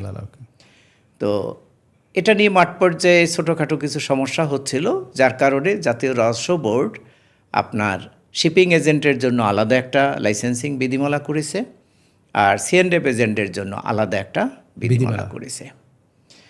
তো নতুন যে বিধিমালাটি করেছে সেটা আমি বলবো ভালো, প্রোগ্রেসিভ, কিন্তু মাঠ পর্যায়ে প্রয়োগের ক্ষেত্রে কিছু সমস্যা তৈরি হবে, কারণ কিছু কিছু বিষয় সেখানে খুব বেশি পরিষ্কার করে বলা হয়নি, যার জন্য মাঠ পর্যায়ে অনেক প্রশ্ন অনেকে করে যাচ্ছেন এবং সেই প্রশ্নগুলোর মানে সন্তোষজনক জবাব আসলে বিধিমালায় নেই। হয়তো শীঘ্রই এই বিধিমালা হয় সংশোধনী বা একটা ক্লারিফিকেশন হয়তো মাঠ পর্যায়ে দিতে হবে, কিন্তু তারপর আমি বলবো যে বর্তমানে যে বিধিমালাটি হয়েছে সেটি আগের তুলনায় অনেক আপনার প্রোগ্রেসিভ। এখন একজন ব্যক্তি, আমি বলবো এটা একটা ভালো সেবা খাত, ভালো সেবা খাত। আপনি জানেন যে বাংলাদেশে এই মুহূর্তে প্রতিদিন প্রায় 14 থেকে 15,000 বিল of entry, bill of export, যেটাকে আমরা এখন পণ্য ঘোষণা বলছি, প্রতিদিন দাখিল হচ্ছে। 14-15,000, রাইট, প্রতিদিন সারা বাংলাদেশে আচ্ছা, প্রতিদিন 14 থেকে 15,000 কনসাইনমেন্টের অ্যাসেসমেন্ট অ্যান্ড ক্লিয়ারেন্স হচ্ছে। প্রসেস হচ্ছে। তাহলে হিসাব করে দেখুন কি বিশাল কর্মযজ্ঞ। তাহলে এই আমদানিকারক রপ্তানিকারকদের পক্ষে এই ধরনের কাজ করার জন্য কি পরিমাণে আপনার এই এজেন্টের দরকার হচ্ছে। হতে পারে। তো যদিও বর্তমানে অনেক এজেন্ট লাইসেন্স প্রাপ্ত আছেন, কিন্তু তারপরও এটা যেহেতু সেবা খাত, আমি মনে করি যে এই ক্ষেত্রে যাদের যোগ্যতা আছে, শিক্ষাগত যোগ্যতা এবং অন্যান্য যে যোগ্যতা, সেটি যদি কারো থাকে, আমি মনে করি তাদেরকে এই লাইসেন্স দিয়ে দেওয়া উচিত। লাইসেন্স দিলে সরকারের খাতেও সুবিধা আছে, আর যারা লাইসেন্স নেবেন তাদের ক্ষেত্রেও সুবিধা আছে। সরকারের ক্ষেত্রে সুবিধা হলো যে সরকার এই লাইসেন্স প্রদানের মাধ্যমে অনেক লোকের কর্মসংস্থানের একটা সুযোগ তৈরি করে দিতে পারছেন। কারণ একটা লোক যখন লাইসেন্স প্রাপ্ত হবে তখন সে কিন্তু তার যোগ্যতা দিয়ে কাজ খুঁজবে, কাজ জোগাড় করার চেষ্টা করবে, এবং মার্কেটে যখন 10টা লোক কাজ খুঁজতে যাবে তখন কিন্তু ওই কাজটা অনেক কম্পিটিটিভ হবে, এবং একটা কম্পিটিশন থাকার কারণে সবাই চেষ্টা করবে যে মিনিমাম কস্টে একটা ভালো মানের সেবা দেওয়ার জন্য। এবং আমদানিকারক দেখবে যে এজেন্ট মিনিমাম খরচে টাইমলি এবং প্রপারলি তাকে সার্ভিসটা দিতে পারছে, সে তখন ওই এজেন্টকে কাজটা দিবে। তার মানে এজেন্টদের ভিতরে একটা কম্পিটিশন তৈরি হবে। এর ফলে তারা ধরুন ভালো মানের সেবা দেওয়ার চেষ্টা করবে উইথ মিনিমাম কস্ট। তো এইটা একটা সুন্দর আপনার এমপ্লয়মেন্ট অপরচুনিটি তৈরি করবে, পাশাপাশি আপনার ব্যবসায়ীদের জন্য একটা বলবো যে পজিটিভ একটা এনভায়রনমেন্ট ক্রিয়েট করবে। পাশাপাশি লাইসেন্স দেওয়ার কারণে সরকার এখানে লাইসেন্স দেওয়ার জন্য একটা ফি পাবে, লাইসেন্স নবায়নের জন্য একটা নবায়ন ফি পাবে, এবং সেটা গভর্নমেন্টের যে রেভিনিউ সেখানে কন্ট্রিবিউট করবে। তো আমি মনে করি যাদের শিক্ষাগত যোগ্যতা বা অন্যান্য যোগ্যতা আছে তাদেরকে এই লাইসেন্স দিয়ে দেওয়া উচিত। এখানে কোনো কোটা রাখার কোনো যৌক্তিকতা নেই যে এই কাস্টম হাউসে এতটার বেশি দেয়া যাবে না, অমুক কাস্টম হাউসে এতটার বেশি দেয়া যাবে না। আমি যোগ্য ব্যক্তিকে লাইসেন্স দেব, এরপর কাজ জোগাড় করা বা কাজ করার দায়িত্ব তার। সে না করতে পারলে সেটা তার ব্যর্থতা। কিন্তু এখানে কোনো কোটা বা এ ধরনের সংখ্যা সীমিত করা আমি ব্যক্তিগতভাবে সাপোর্ট করি না। তো নতুন যে বিধিমালা হয়েছে এটি হলো এসআরও নম্বর 4 অফ 2026। এই বছরই জানুয়ারি মাসে এটি জারি হয়েছে, এবং সেখানে কিন্তু এই লাইসেন্স একজন ব্যক্তি কিভাবে পেতে পারেন, তার যোগ্যতা কি হতে হবে, কি প্রক্রিয়ায় তাকে লাইসেন্সটি নিতে হবে, তার বিস্তারিত কিন্তু সেখানে উল্লেখ করা আছে।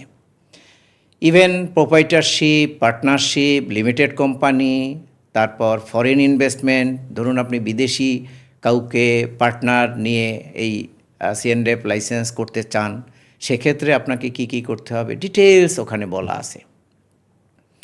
আমি যদি সংক্ষেপে বলি যে এখানে শিক্ষাগত যোগ্যতা হলো মিনিমাম গ্র্যাজুয়েট, যাদের এই শিক্ষাগত যোগ্যতা আছে, এবং কাস্টমস আইন এবং এই রিলেটেড বিধিবিধান সম্পর্কে যাদের মানে পরিষ্কার ধারণা আছে, কারণ অ্যাপ্লিকেন্টকে 100 নম্বরের পরীক্ষায় অবতীর্ণ হতে হবে। এখানে স্যার এর ভিতরে 80 হলো লিখিত পরীক্ষা এবং 20 হলো মৌখিক পরীক্ষা। পরীক্ষাটা নিয়ে যদি একটু বলতেন। হ্যাঁ, সেটাই আমি বলছি মানে যাতে যারা এই ট্রেডে আসতে ইন্টারেস্টেড তারা যাতে এখান থেকে একটা পরিষ্কার ধারণা নিতে পারেন।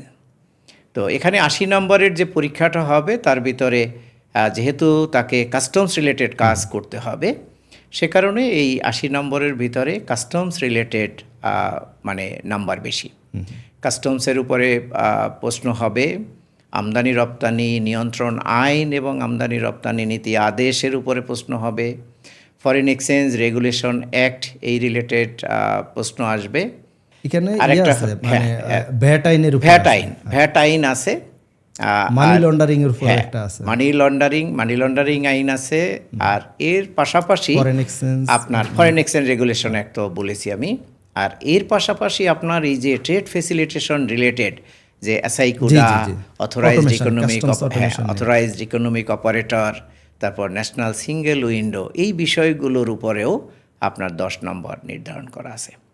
তা সুতরাং যাদের শিক্ষাগত যোগ্যতা আছে তারা যদি এই সিলেবাস অনুসারে বিদ্যমান যে বিধিবিধানগুলো আছে, আইনকানুন আছে, এগুলো সম্পর্কে যদি একটু মোটামুটি বেসিক ধারণাটা নিয়ে এই পরীক্ষায় উত্তীর্ণ হতে পারেন, তাহলেই তারা এই ক্লিয়ারিং অ্যান্ড ফরওয়ার্ডিং এজেন্ট হিসাবে আপনার লাইসেন্স পেতে পারেন।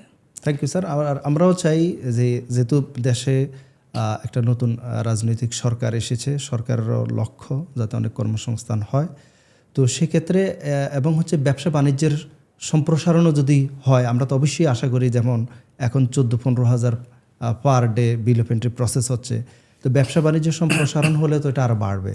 এবং না, ব্যবসা বাণিজ্য সম্প্রসারণ হচ্ছে, তার পাশাপাশি আপনারা জানেন যে জাতীয় রাজস্ব বোর্ডেরও কিন্তু এক্সপানশন হচ্ছে, এখানে ভ্যাটের অনেক নতুন অনেকগুলো কাস্টম হাউস হয়েছে, অনেকগুলো ভ্যাট কমিশনারেট হয়েছে, আয়করের দপ্তর হয়েছে।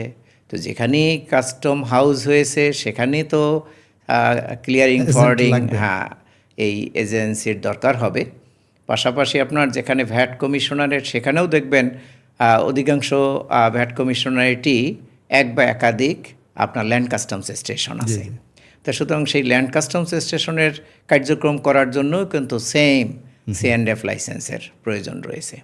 তো আমি মনে করি যে এটা একটা ভালো বিজনেস সেক্টর এবং সার্ভিস রিলেটেড সেক্টর, এবং এখানে যথেষ্ট অপরচুনিটি আছে আপনার কর্মসংস্থান সৃষ্টি করার, মানে এন্টারপ্রেনিউর হিসাবে নিজেকে ডেভেলপ করা। পাশাপাশি সে তো আর একা কাজ করতে পারবে না। ধরুন একজন C&F এজেন্টের প্রতিদিন যদি গড়ে 10 থেকে 15টা আপনার পণ্য খালাস করতে হয়, তাহলে তাকে মিনিমাম 3-4 জন স্টাফও নিয়োগ দিতে হবে। তো সুতরাং আমি মনে করি যে এই সেক্টরে যারা আসবেন তারা নিজেদের যেমন কর্মসংস্থান তৈরি করতে পারবেন, পাশাপাশি অনেক মানুষের কর্মসংস্থানও তারা দিতে পারবে। আমরা সেটাই চাই যে অনেক মানুষের, আমাদের দেশের তরুণ সমাজ যারা কাজ করতে চায়, অবশ্যই তরুণ সমাজ কাজ করতে চায়, যাতে বিশাল একটা কর্মসংস্থানের সুযোগ হয়, সেই জন্য আমরা সরকারকেও ধন্যবাদ জানাই। তো স্যার, আমরা এখন একটু ভ্যাট নিয়ে আলোচনা করব, ভ্যাট ব্যবস্থাপনা নিয়ে বিশেষ করে বিডিএসের উপর কি ডিপেন্ডেন্সিটা বেড়ে যাচ্ছে কি না? অর্থাৎ আমার স্বাভাবিক প্রক্রিয়ায় তো আমি সেলস করব পণ্য বা সেবা, সেখান থেকে আমার প্রদেয় ভ্যাটটা হবে, এটাই হচ্ছে মেইন ভ্যাটের কালেকশনের সোর্স হওয়া উচিত। কিন্তু আমরা দেখছি মানে বিডিএসের উপর মনে হয় একটু ডিপেন্ডেন্সি বেড়ে যাচ্ছে। এই বিষয়ে আপনার মতামতটা একটু জানতে চাচ্ছি, ভ্যাট ডিডাকশন অ্যাট সোর্স নিয়ে। ভ্যাট ডিডাকশন অ্যাট সোর্সের ডিপেন্ডেন্সি বেড়ে যাচ্ছে মনে হয় না, কারণ আপনারা যদি নতুন যে ভ্যাট আইন, যেটাকে আমরা মূল্য সংযোজন কর ও সম্পূরক শুল্ক আইন 2012 বলছি, এই আইনটি যখন প্রথম প্রবর্তন হয়, মানে বাংলাদেশে প্রথম যখন এই আইনটি প্রয়োগ হয়, তখন কিন্তু সকল পণ্য এবং সেবার উপরে এই বিডিএসটা ছিল শুরুতে। এরপরে সরকার আপনার এখান থেকে পণ্যকে বাদ দিয়েছে, মানে সার্ভিস সেক্টর, রাইট, পণ্যকে বাদ দিয়েছে, পণ্যকে বাদ দিয়ে সেবা খাতকে নিয়ে আসে। এর পরবর্তীতে কিন্তু সেবা খাতকেও আরও সংকুচিত করা হয়েছে। বর্তমানে যদি আপনি দেখেন এই মুহূর্তে 44টা, আগে 43টি ছিল।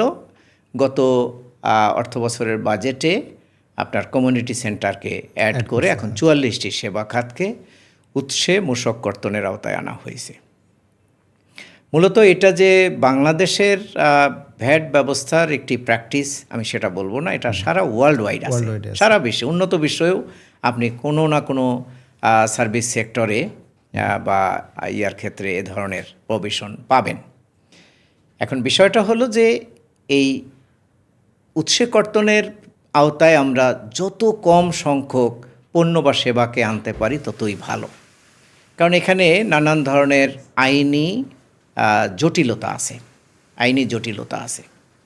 যেমন ধরুন এই উৎসে কর্তনের আওতায় আনার কারণটা কি, আমরা যদি কারণটা বিশ্লেষণ করি, তাহলে আপনি দেখবেন যে 44টি যে সেবা খাত এই মুহূর্তে বাংলাদেশে উৎসে মূসক কর্তনের আওতায় আছে। এই 44টি সেবা খাতই দেখবেন কোনো না কোনোভাবে আনঅর্গানাইজড এবং অনেকটাই ভালনারেবল সেক্টর। মানে এই সেক্টরগুলো কিন্তু ওয়েল অর্গানাইজড নাই। এই সেক্টরগুলোর অধিকাংশ ব্যবসায়ী দেখবেন আপনার বিভিন্ন শহর উপশহরের অলিগলিতে ব্যবসা করে যাচ্ছে। অনেকের ব্যবসায়িক ঠিকানা আছে, অনেকের ঠিকানা নাই। ভ্যাট রেজিস্ট্রেশন নেওয়ার সময় হয়তো একটা ঠিকানা কোনোভাবে ম্যানেজ করে রেজিস্ট্রেশন একটা নেয়ার পরে এরপর আর ওই ঠিকানায় সে নাই। এখন আমি খুঁজতে গেলে তাকে ওখানে গিয়ে পাবেন না। সে হয়তো ব্যবসা করে যাচ্ছে ঠিকানাবিহীনভাবে, তার হয়তো বাসায় কাগজপত্র রাখে। এরকমের অনেকগুলো সেক্টর পাবেন। যেমন আমি যদি সহজ উদাহরণ দেই, motor garage workshop, decorator caterer, cleaning agency. এখন ধরেন এই রকমের 44টি সেবা খাতকে উৎসে কর্তনের আওতায় আনা হয়েছে। তাহলে আমি যে 3টি সেবা খাতের কথা বললাম, আপনি কল্পনা করুন এই সেবা খাত কোথায় কোথায় আছে? বিভিন্ন শহর উপশহর উপজেলার অলিগলিতে, এবং তারা ওয়েল অর্গানাইজড না। এখন ভিএটি ব্যবস্থায় আপনি ধরুন একজন কনজিউমার, আপনি কোনো একটা মোটর গ্যারেজ ওয়ার্কশপ থেকে সেবা নেবেন।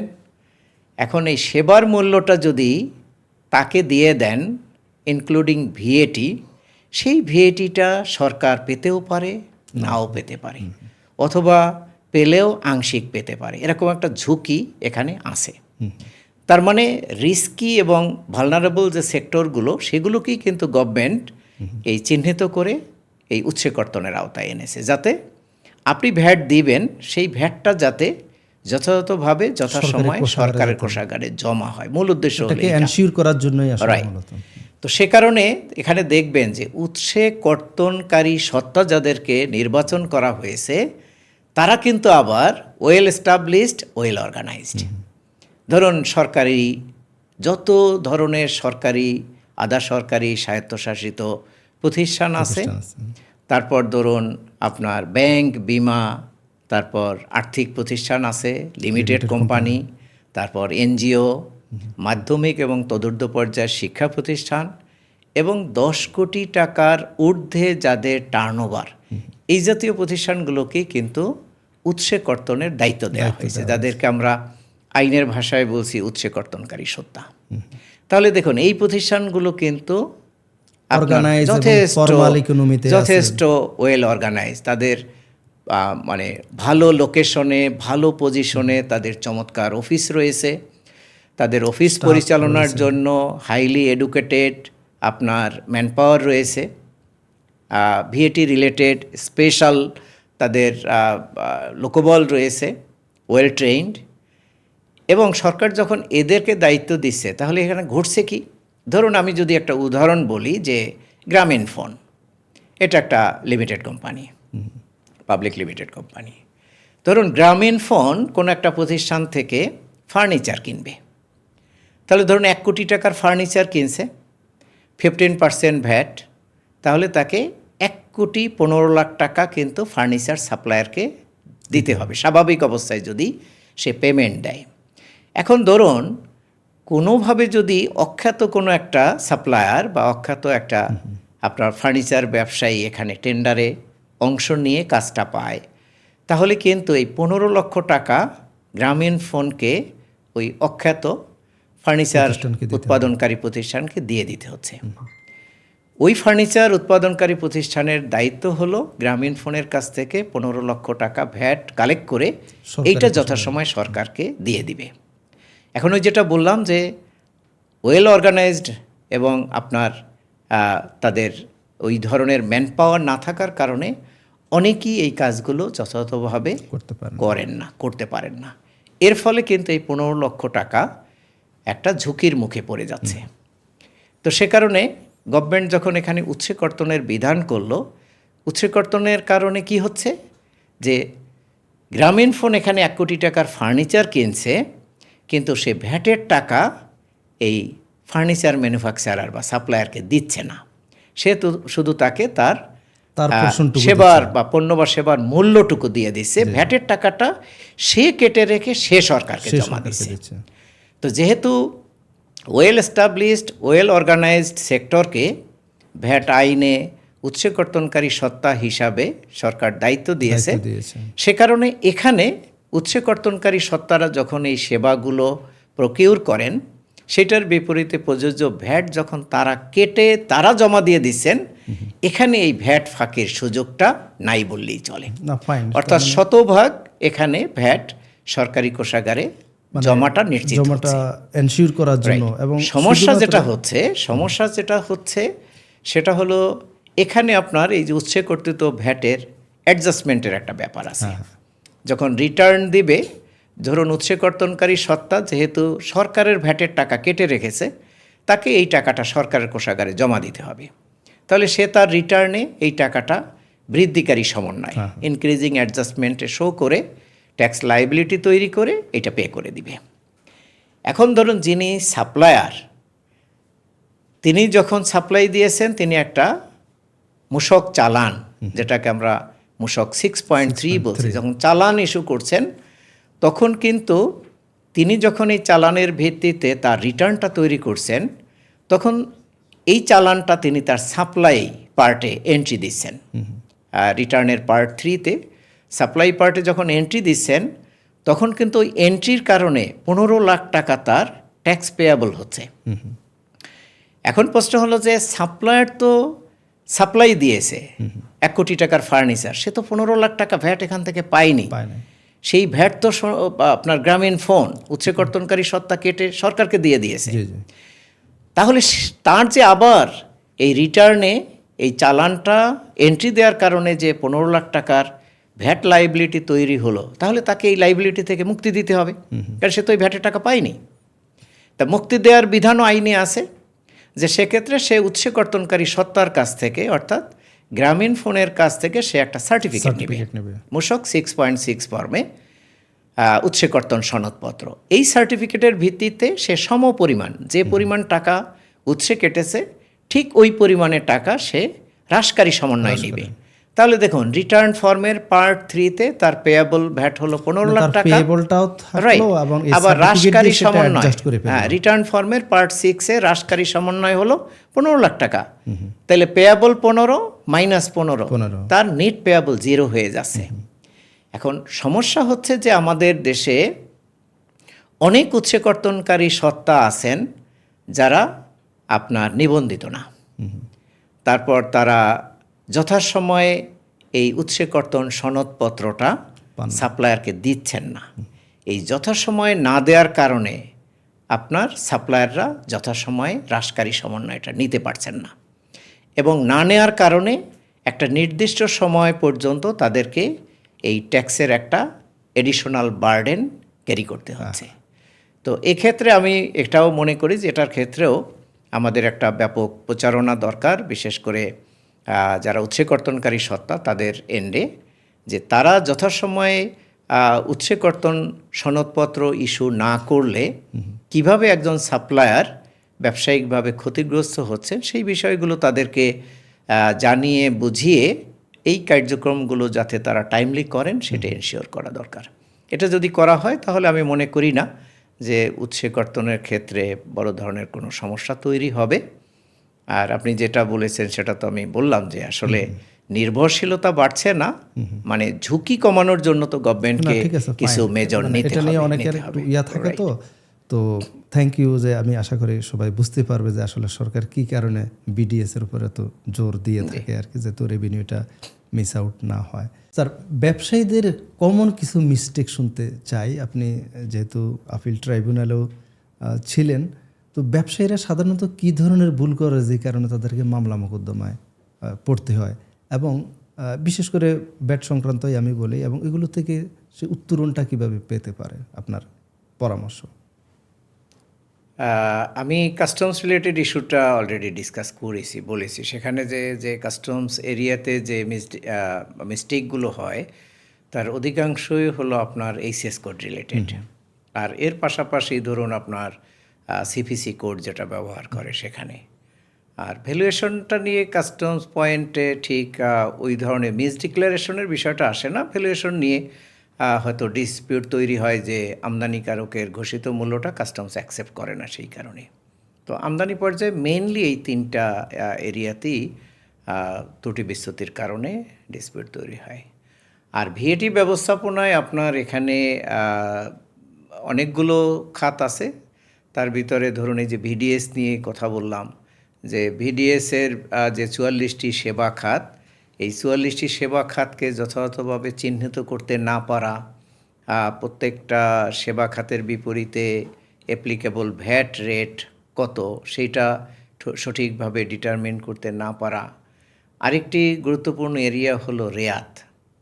ধরুন অনেক প্রতিষ্ঠান, বিশেষ করে ম্যানুফ্যাকচারার যারা বা অন্যান্য প্রতিষ্ঠানেও যারা ভ্যাটের মানে কাঁচামালের উপরে যে ভ্যাটটা তারা দিয়েছেন, সেই ভ্যাটের টাকাটা নির্দিষ্ট কিছু শর্তের আওতায়, যেটা আপনার ভ্যাট আইনের 46 ধারায় শর্তগুলো উল্লেখ করা আছে, তো সেগুলো পরিপালন করলে আপনার কাঁচামালের উপরে দেয়া ভ্যাট, সেটা আমদানি পর্যায়ে হোক বা লোকাল লেভেলে হোক, সেই ভ্যাটের টাকাটা তারা ফেরত নিতে পারেন। এটাকেই আমরা বলছি ভ্যাটের রেয়াত। তো এই রেয়াত নেওয়ার ক্ষেত্রে যে টার্মস অ্যান্ড কন্ডিশনগুলো আছে, তো এইগুলো অনেক সময় দেখা যায় যে ফুলফিল না করেই তা অনেক প্রতিষ্ঠান রেয়াত নিয়ে নিচ্ছেন। আবার দেখা যায় যে রেয়াতটা দেয়া হচ্ছে কিন্তু কাঁচামালের উপরে যে ভ্যাটটা দিচ্ছেন সেইটাই রেয়াত পাওয়া যায়। এখন ভ্যাট আইনে আবার কাঁচামালের ডেফিনেশন কি, সংজ্ঞা কি, সেটা দেয়া আছে। তো অনেক প্রতিষ্ঠান আবার কাঁচামাল না, সেটা তার বিজনেসের র ম্যাটেরিয়াল না, কিন্তু অন্য কোনো ম্যাটেরিয়াল যেটা সে ভ্যাট দিয়ে কিনেছে সেটাও সে রেয়াত নিয়ে নেয়। তো মেনলি আপনার এই দুই জায়গা। আর একটা হলো আগাম কর, বিশেষ করে এটা আপনার বাণিজ্যিক আমদানিকারকদের ক্ষেত্রে বেশি সমস্যা হয়, যে আগাম কর যেটা আমদানি পর্যায়ে দিয়ে আসছেন, বিশেষ করে বাণিজ্যিক আমদানিকারকরা এখন 7.5% হারে দিচ্ছেন, আর যারা শিল্পের কাঁচামাল আমদানি করেন তাদের ক্ষেত্রে এটা 2% হারে, যে আগাম করটা পরবর্তী পেয়াবল ভ্যাটের সাথে সমন্বয়যোগ্য। তো এই সমন্বয় করার ক্ষেত্রে দেখা যায় যে অনেকে টাইমলি সমন্বয়টা করছেন না। এখন সরকার ভ্যাট আইনে সংশোধনী এনে রেয়াত সমন্বয়, আগাম কর সমন্বয়, বৃদ্ধিকারী হ্রাসকারী সমন্বয়, সব সমন্বয়ের ক্ষেত্রে বিধান করেছে যে এটা সংশ্লিষ্ট কর মেয়াদে অথবা পরবর্তী 6 কর মেয়াদে এই সমন্বয়টা নিতে পারবেন। আগে এই মেয়াদটা কোথাও 3 মাস, কোথাও 4 মাস, কোথাও 6 মাস ছিল, এখন সবগুলো 6 মাস। তো অনেকেই দেখা যায় যে এই সমন্বয়টা টাইমলি নিচ্ছেন না। আবার সমন্বয় নেয়ার জন্য তার যে ডকুমেন্ট থাকা দরকার, যেমন সরবরাহকারীকে হ্রাসকারী সমন্বয় নিতে হলে ক্রেতার কাছ থেকে তাকে মূসক 6.6 একটা প্রত্যয়নপত্র নিতে হবে। অনেক সময় দেখা যায় যে প্রত্যয়নপত্র নেই, কিন্তু তিনি হ্রাসকারী সমন্বয় নিয়েছেন। আবার ভ্যাট আইনের বিধান হলো যে কোনো পণ্য বা সেবা সরবরাহ দিলে সেই পণ্য বা সেবার সাথে আবশ্যিকভাবে মূসক 6.3 ইস্যু করতে হবে। অনেক প্রতিষ্ঠানে দেখা যায় যে মূসক 6.3 ছাড়াই পণ্য বা সেবা সরবরাহ হচ্ছে। তো মূলত এই ভুলগুলোর কারণেই আপনার ভ্যাট আইনে আপনার এই বিভিন্ন ধরনের অনিয়ম বা আপনার অনিয়মগুলো সংগঠিত হয়, এবং এই অনিয়ম সংগঠনের কারণেই তারা বিভিন্ন ধরনের মামলা মোকদ্দমায় আপনার ক্ষতিগ্রস্ত হন। Thank you sir. তার মানে এরা যদি সঠিক বিধিবিধানগুলো জানেন, সঠিক সময়ে রেয়াতগুলো সব ক্ষেত্রেই আপনি যদি বিদ্যমান যে, আমি যেটা শুরুতেই বলেছিলাম যে আপনি যে সেক্টরেই ব্যবসা করেন, যে ট্রেডই থাকেন, আপনি যদি সেই সেক্টর রিলেটেড বিধিবিধানগুলো ভালো করে জানেন বা জেনে নেওয়ার চেষ্টা করেন এবং সেই অনুসারে যদি আপনি আপনার কার্যক্রম করেন, তাহলে কিন্তু এই অনিয়ম বা অব্যবস্থাপনা হওয়ার কোনো সুযোগ থাকবে না এবং কোনো মামলা মোকদ্দমায় উদ্ভব হওয়ারও কোনো সুযোগ তৈরি হবে না। Thank you sir. স্যার, আপনি তো কাস্টমস গোয়েন্দা অধিদপ্তরের ডিরেক্টর জেনারেল ছিলেন। ওখানে মানে কাস্টমস গোয়েন্দা অধিদপ্তর আবার মানে কী ধরনের অভিযোগের পরিপ্রেক্ষিতে কী ধরনের অভিযান পরিচালনা করে থাকেন আর কি? কাস্টমস গোয়েন্দা মূলত আপনার এটা কাস্টমস অথরিটির উপরে ওয়াচডগ হিসাবে কাজ করে মূলত। আচ্ছা। তাদের কাজ হলো আমদানি এবং রপ্তানি বাণিজ্যে কোথায় কোথায় অনিয়ম সংগঠিত হচ্ছে, কারা কারা এই অনিয়মের সাথে যুক্ত বা কারা কারা কীভাবে এই অনিয়মগুলো সংগঠন করছেন, এই রিলেটেড তথ্য উপাত্ত তারা বিভিন্ন সোর্স থেকে সংগ্রহ করেন। মানে এটা যে শুধু লোকাল, টার্গেটেড, মানে এটা অর্থাৎ অনিয়মের সাথে ব্যবসায়ীও জড়িত থাকতে পারে, আবার ইভেন কর্মকর্তারাও জড়িত থাকতে পারেন, আদার স্টেক হোল্ডাররা জড়িত থাকতে পারেন। জি। তো এদের কাজ হলো আপনার বিভিন্ন সোর্স থেকে, সেই সোর্স আপনার লোকাল হতে পারে, ফরেন হতে পারে, বা ইন্টারন্যাশনাল বিভিন্ন যে এজেন্সিগুলো আছে যারা বিশ্বের বিভিন্ন দেশের কাস্টমস গোয়েন্দা সংস্থাকে বা আদার ইন্টেলিজেন্স এজেন্সিকে এই তথ্য উপাত্তগুলো প্রোভাইড করে থাকে। তো এই বিভিন্ন সোর্স থেকে, পত্রপত্রিকা একটা সোর্স, ইন্ডিভিজুয়াল ব্যবসায়ীর একটা সোর্স। অনেক সময় দেখা যায় যে কেউ একজন ফোন করে কারো সম্পর্কে একটা অভিযোগ দিলেন, কেউ হয়তো দেখা যায় একটা চিঠি লিখে কারো সম্পর্কে একটা অভিযোগ দিলেন। অনেক সময় আমরা পত্রপত্রিকায় বিভিন্ন প্রতিষ্ঠান সম্পর্কে, বিভিন্ন ব্যক্তি সম্পর্কে নানান ধরনের নেগেটিভ অ্যাক্টিভিটির তথ্য পাই। তো এই তথ্য উপাত্তগুলোই আপনার কাস্টমস ইন্টেলিজেন্স অ্যানালিসিস করে যেগুলো সঠিক, সেগুলোর ভিত্তিতে তারা একটা মানে ঝুঁকি ব্যবস্থাপনা ক্রাইটেরিয়া তৈরি করেন, এবং ওইটার ভিত্তিতে ঝুঁকিপূর্ণ আমদানিকারক, রপ্তানিকারক, এজেন্ট, কাস্টমস কর্মকর্তা বা অন্যান্য যারা আছে তাদের নির্বাচন করেন। এরপরে তাদের কাজ হলো এই জাতীয় ঝুঁকিপূর্ণ প্রতিষ্ঠানের কার্যক্রম তদারকি করা, তাদের কার্যক্রম অবজার্ভ করা, এবং সেখানে যদি কোনো অনিয়ম সংগঠন হয় সেটা অনেক সময় তারা নিজেরাই ইন্টারসেপ্ট করেন, আবার অনেক সময় দেখা যায় যে তারা লোকাল কাস্টমস অথরিটিকে সেটা অফিসিয়ালি কনভে করেন, যাতে আমদানি এবং রপ্তানি বাণিজ্যে বড় ধরনের রাজস্ব ফাঁকি বা অন্য কোনো ধরনের ঝুঁকি তৈরি না হতে পারে।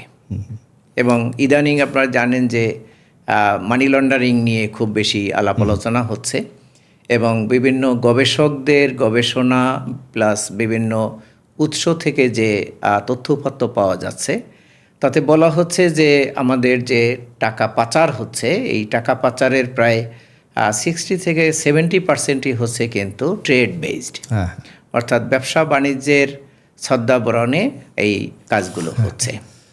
বিশেষ করে কোথাও কোথাও আন্ডার ইনভয়েসিং, কোথাও ওভার ইনভয়েসিং, এবং এ ধরনের অনেকগুলো ঘটনা কিন্তু কাস্টমস গোয়েন্দা আপনার অতীতে উদ্ঘাটন করেছে, যেগুলো বর্তমানে আদালতে বিচারাধীন আছে, কিছু আপনার তদন্তাধীন আছে। তো মূলত কাস্টমস ইন্টেলিজেন্সের কাজ এটাই। আচ্ছা, থ্যাংক ইউ। এখন আমরা জানতে চাচ্ছি ট্রেড ফেসিলিটেশনের একটা মানে গুরুত্বপূর্ণ অঙ্গ হচ্ছে অথরাইজড ইকোনমিক অপারেটর। এটা নিয়ে যদি একটু ডিটেলস বলতেন যে অথরাইজড ইকোনমিক অপারেটরটা কি, এটার ফাংশনালিটিটা কি?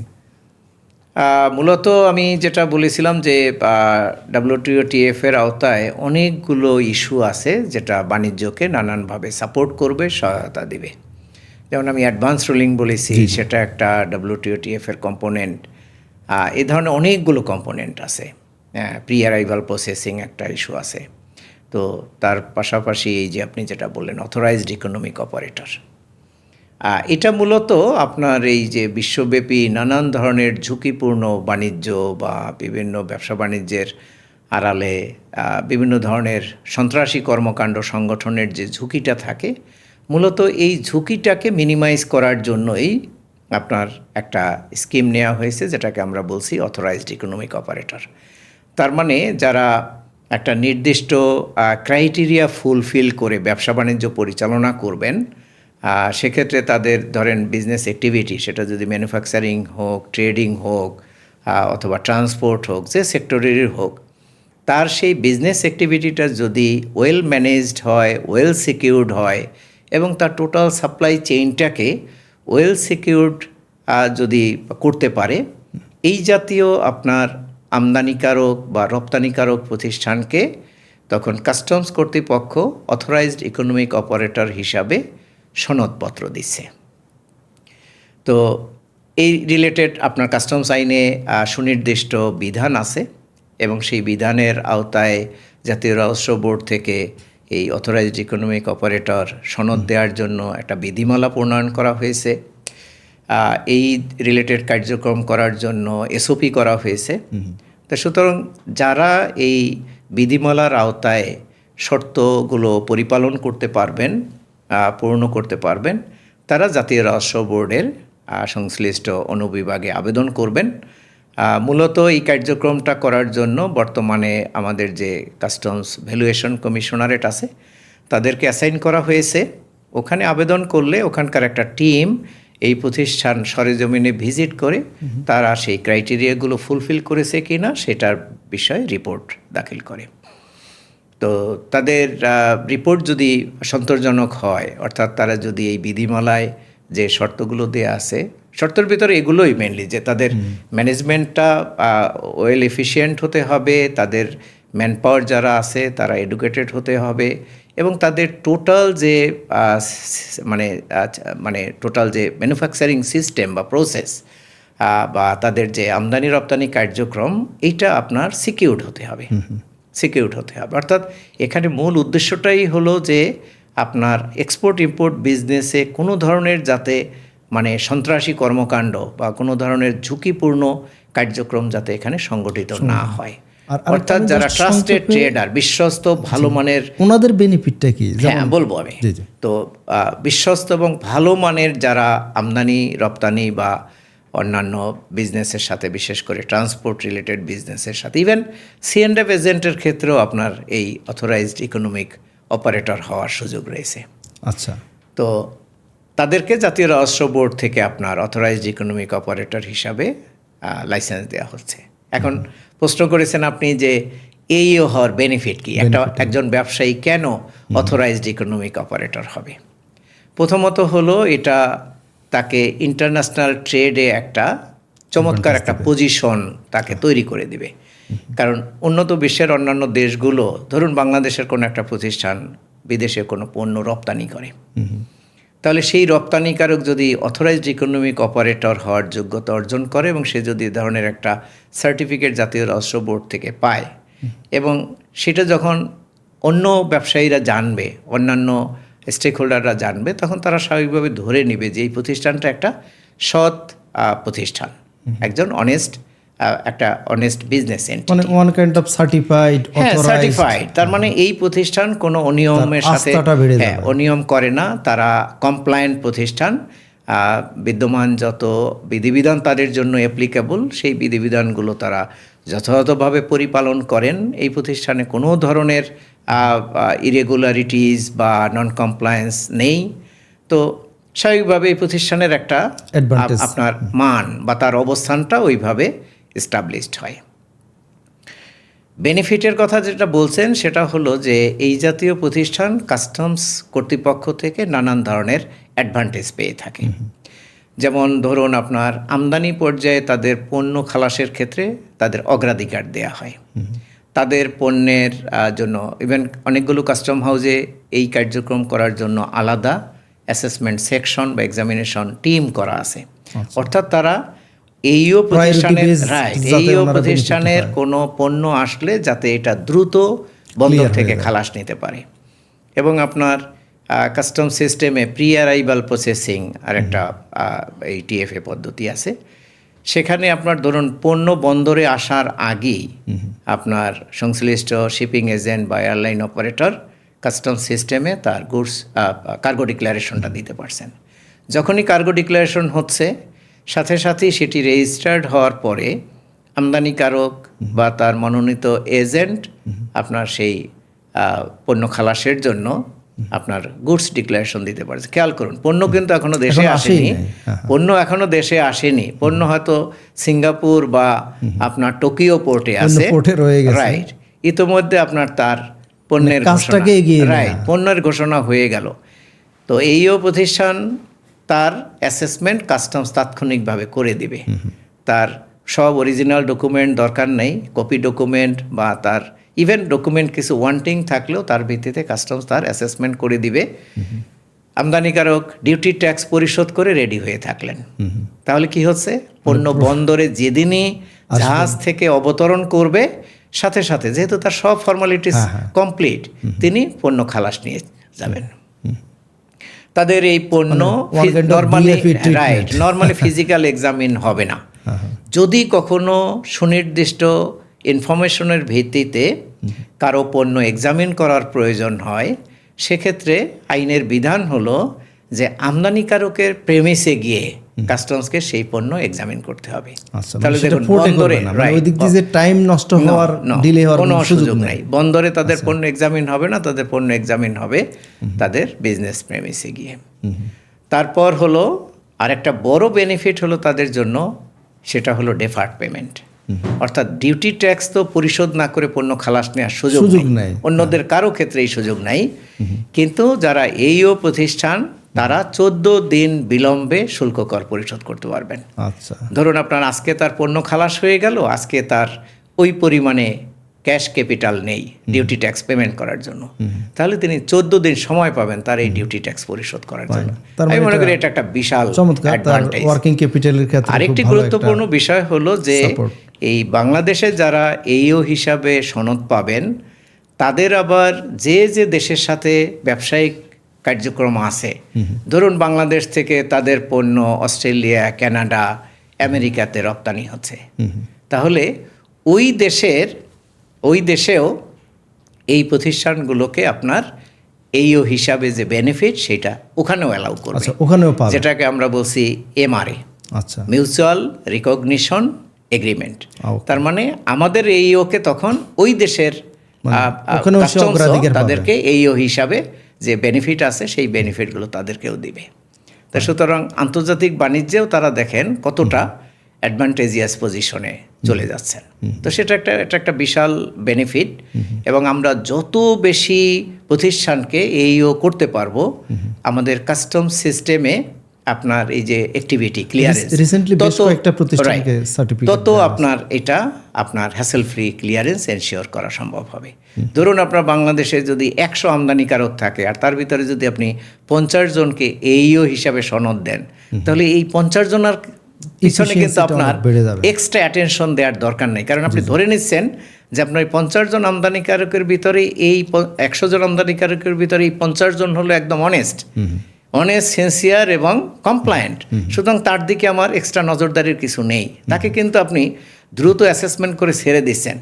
তাহলে আপনার অ্যাটেনশন দেওয়ার এরিয়াটা, ফোকাস করার এরিয়াটা কিন্তু তুলনামূলক কমে যাবে। আপনি অন্যদের দিকে বাড়তি অ্যাটেনশন দিতে পারবেন। ব্যবসায়ীরা যেমন উপকৃত হবে, অন দ্য আদার হ্যান্ড ব্যবসা উপকৃত হচ্ছে, সাপ্লাই চেইনটা এনশিওর হচ্ছে, টাইমলি সাপ্লাইটা এনশিওর হচ্ছে, আর কাস্টমসও বেনিফিটেড হচ্ছে। যে যত ভালো প্রতিষ্ঠান তৈরি হবে, সেখানে রেভিনিউ লিকেজের ঝুঁকি কমে যাবে, আর কাস্টমসের যে টোটাল অ্যাক্টিভিটি, সেটাও আপনার তুলনামূলকভাবে হ্রাস পাবে। তার মানে সামগ্রিক ইকোনমিক অ্যাক্টিভিটিতে এটা একটা সহায়ক ভূমিকা পালন করবে। Thank you sir. এক্সপোর্ট নিয়ে যেহেতু কথা বলছিলাম, তো এক্সপোর্টের ক্ষেত্রে বন্ডেড ওয়্যার হাউসটা একটা গুরুত্বপূর্ণ বিষয়, বিশেষ করে মানে আমাদের আরএমজি সেক্টরটা তো খুব ভালো একটা রেমিটেন্স আহরণ করে দেশে। তো বন্ডেড ওয়্যার হাউসের জন্য এলিজিবল কারা, এবং হচ্ছে বন্ডেড ওয়্যার হাউসের বেনিফিটটা কি? বন্ডেড ওয়্যার হাউস ব্যবস্থাপনার মূলত বাংলাদেশের সূচনা হয় 80-এর দশকে। এটা উন্নত বিশ্ব আরও অনেক আগে এগুলো ইন্ট্রোডিউস করেছে তাদের দেশে। আমরা মূলত উন্নত বিশ্ব থেকে জেনে শুনে আমাদের দেশে এগুলো বাস্তবায়ন করেছি। এবং আপনি নিজেই বলেছেন যে আমাদের দেশে যে গার্মেন্ট সেক্টরের যে বিকাশ, এবং বর্তমানে আমরা যে সারা বিশ্বে এক্সপোর্টের ক্ষেত্রে আমাদের যে সেকেন্ড পজিশন, তো এটা কিন্তু এমনি হয়নি। এটা আমাদের যারা এন্টারপ্রেনিউর আছেন, তারা সরকার থেকে এই সাপোর্টটা পেয়েছেন বিধায়ী তারা কিন্তু আজকে এই পর্যায়ে পৌঁছাতে পেরেছেন। এবং এটা আমাদের যে ব্যবসায়িক কমিউনিটি, বিশেষ করে বিজিএমইএ, বিকেএমইএ বা আমাদের যারা লেদার সেক্টরে শতভাগ রপ্তানিকারক প্রতিষ্ঠান, তারাও কিন্তু এইটা স্বীকার করেন। তারা বিভিন্ন ইলেকট্রনিক এবং প্রিন্ট মিডিয়ায় যখন কথা বলেন, তখন তারা এটা কিন্তু স্বীকার করেন। তো এখানে হয় যেটা, যে এটার জন্য আমাদের একটা ওয়্যার হাউস লাইসেন্সিং বিধিমালা আছে। তো ওই বিধিমালায় কিছু ক্রাইটেরিয়া দেয়া আছে। তো সাধারণ ক্রাইটেরিয়া অনেকগুলো, যেমন ব্যবসা বাণিজ্য মেনে চলবেন, তারপর একটা প্রেসক্রাইব ফরম্যাটে আবেদন করতে হয়। বেসিক যে ক্রাইটেরিয়া সেটা হলো যে এ ধরনের ব্যবসা করতে হলে যে আপনার নিজস্ব যে ইন্ডাস্ট্রিয়াল ইউনিট স্থাপনের জন্য নিজস্ব জমি বা ভবন থাকতে হবে, নট দ্যাট।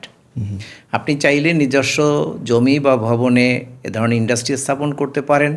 আপনি চাইলে অন্য কারো Rented. জায়গা লিজ নিয়ে বা বিল্ডিং ভাড়া নিয়ে সেখানেও এই ব্যবসা করতে পারেন। আইনে এখানে কোনো বাধা নেই। শর্ত হলো যে এ ধরনের ব্যবসা করতে হলে ওয়্যারহাউস সহ আপনার ওই ইন্ডাস্ট্রির টোটাল এরিয়া হতে হবে 5,000 স্কোয়ার ফিট, 5,000 স্কোয়ার ফিট। আর তাদের আপনার মেশিনারি যেটা থাকবে সেটার ভ্যালু হতে হবে মিনিমাম 40 লক্ষ টাকা মেশিনারি। আর যদি লিমিটেড কোম্পানি হয় সেক্ষেত্রে তাদের পেইড আপ ক্যাপিটাল হতে হবে মিনিমাম 1 কোটি টাকা। আর যদি মানে প্রোপাইটারশিপ হয় অথবা পার্টনারশিপ হয় সেক্ষেত্রে তাদের অ্যানুয়াল টার্নওভার হতে হবে আপনার মিনিমাম 50 লাখ টাকা। 50 লাখ টাকা। তো এই রকমের বেসিক কিছু আপনার শর্ত আছে। আর যদি আপনি কারো ভাড়া ভবনে এই ধরনের ইন্ডাস্ট্রি স্থাপন করতে হয় সেক্ষেত্রে মিনিমাম 10 বছরের ভাড়া চুক্তি হতে হবে। এগুলো হলো বেসিক আপনার ক্রাইটেরিয়া। তো এগুলো কেউ যদি ফুলফিল করতে পারেন তারাই এই বন্ডেড ওয়্যারহাউস লাইসেন্সের জন্য এলিজিবল। হ্যাঁ এলিজিবল, এবং তারা কর্তৃপক্ষের কাছে আবেদন করতে পারেন। কর্তৃপক্ষ বলতে either concern customs bond commissioner or any other customs commissioner, তারা তাদের অধিক্ষেত্রে এই লাইসেন্সগুলো দিয়ে থাকেন। এখন ইয়াটা হলো যে এই ওয়্যারহাউস লাইসেন্স পাওয়ার বেনিফিটটা কি রাইট। তো এটার মূল বেনিফিট যেটা সেটা হলো যে এই প্রতিষ্ঠানগুলো তারা তাদের প্রয়োজনীয় যে কাঁচামাল অর্থাৎ তারা যে ফিনিশড প্রোডাক্ট তৈরি করবেন সেই ফিনিশড প্রোডাক্ট তৈরির জন্য যে কাঁচামালের প্রয়োজন সেই কাঁচামালগুলো তারা ডিউটি ফ্রি আমদানি করতে পারেন। যদি বিদেশ থেকে আমদানি করতে হয় সেটা ডিউটি ফ্রি নিতে পারছেন। লোকাল যদি অন্য সোর্স থেকে নিতে চান সেটাও তারা ডিউটি ফ্রি সংগ্রহ করতে পারছেন। তো এই ডিউটি ফ্রি পাওয়ার কারণে তাদের একটা বড় বেনিফিট হলো যে তাদের যদি ডিউটি ট্যাক্স দিয়ে আমদানি করতে হতো তাহলে তাদের ক্যাপিটালের একটা বড় অংশ এই ডিউটি ট্যাক্সের পিছনে ব্যয় হয়ে যেত। যেহেতু আমাদের বাংলাদেশ গভর্নমেন্টের পলিসিটা হলো যে যে পণ্য দেশীয় ভোগে ব্যবহার হবে না তার উপরে কোনো ধরনের ডিউটি ট্যাক্স আরোপ হবে না। শুধু দেশীয় ভোগে যেটা ব্যবহার হচ্ছে, ধরুন আপনি বিদেশ থেকে কমপ্লিট স্যুট আমদানি করলেন, যে স্যুট পরে আপনি অফিসে যাবেন, স্যুট পরে আপনি বিভিন্ন সেমিনারে যাবেন, হ্যাঁ, অর্থাৎ আপনি ব্যবহার করছেন, সেটার উপর আপনাকে অ্যাপ্লিকেবল ডিউটি ট্যাক্স দিতে হবে। কিন্তু যে কাঁচামাল আমদানি করে প্রোডাক্ট উৎপাদন করে অথবা যদি কোনো প্রোডাক্ট আমদানি করে সেই প্রোডাক্টটাই আবার অন্য কোনো দেশে রপ্তানি করেন তাহলে আপনার কোনো ডিউটি দিতে হবে না। আমদানি পর্যায়ের কোনো ডিউটি, লোকাল লেভেলের কোনো ডিউটি কোনোটাই দিতে হবে না। তাহলে যেহেতু গভর্নমেন্টের পলিসি হলো যে রপ্তানি হলে তার উপরে কোনো ডিউটি হবে না, ইভেন কাঁচামালের উপরে ডিউটি দিলেও সেটা ডিউটি ড্রব্যাক পাওয়ার সুযোগ আছে, তাহলে এমন একটা পলিসি করা হোক যে পলিসির আওতায় যারা শতভাগ রপ্তানিকারক প্রতিষ্ঠান তাদের কাছ থেকে ডিউটি নিবই না। একবার হলো যে আপনি ডিউটি নিয়ে সেইটাকে যদি আবার ফেরত দিতে যান তাহলে ডিউটি নেয়ার ফলে হচ্ছে যিনি ডিউটি দিচ্ছেন তিনি আর্থিকভাবে কিছু সময়ের জন্য হলেও ক্ষতিগ্রস্ত হচ্ছেন। আবার ডিউটি দিয়ে সেটা ফেরত নেওয়ার ক্ষেত্রে এই যে অফিসিয়াল ফর্মালিটিস, আবেদন করো, আবেদনের সাথে এই কাগজ দাও, আবার যারা দিবেন তারা যাচাই বাছাই করতে থাকবেন, তার মানে এখানে আননেসেসারি একটা টাইম অ্যান্ড মানি ইনভলভ হয়ে যাচ্ছে। তো সেইটা থেকে অব্যাহতি দেওয়ার একটা সহজ পদ্ধতি হলো যে আপনি একটা বন্ডেড ওয়্যারহাউস লাইসেন্স নেবেন, লাইসেন্সের আওতায় আপনি সরকারের দেয়া কিছু শর্ত পরিপালন করবেন এবং সেই শর্তের ভিতরে প্রধানতম শর্তই হলো যে আপনি আমদানিকৃত কাঁচামাল দ্বারা যে প্রোডাক্টটা বানাবেন সেই প্রোডাক্টটা আপনাকে বিদেশে রপ্তানি করতে হবে। এইটি মূল শর্ত এইটাই। তো এই শর্ত যারা পরিপালন করতে পারছে তাদের অনুকূলেই এই ওয়্যারহাউস লাইসেন্স দেওয়া হচ্ছে।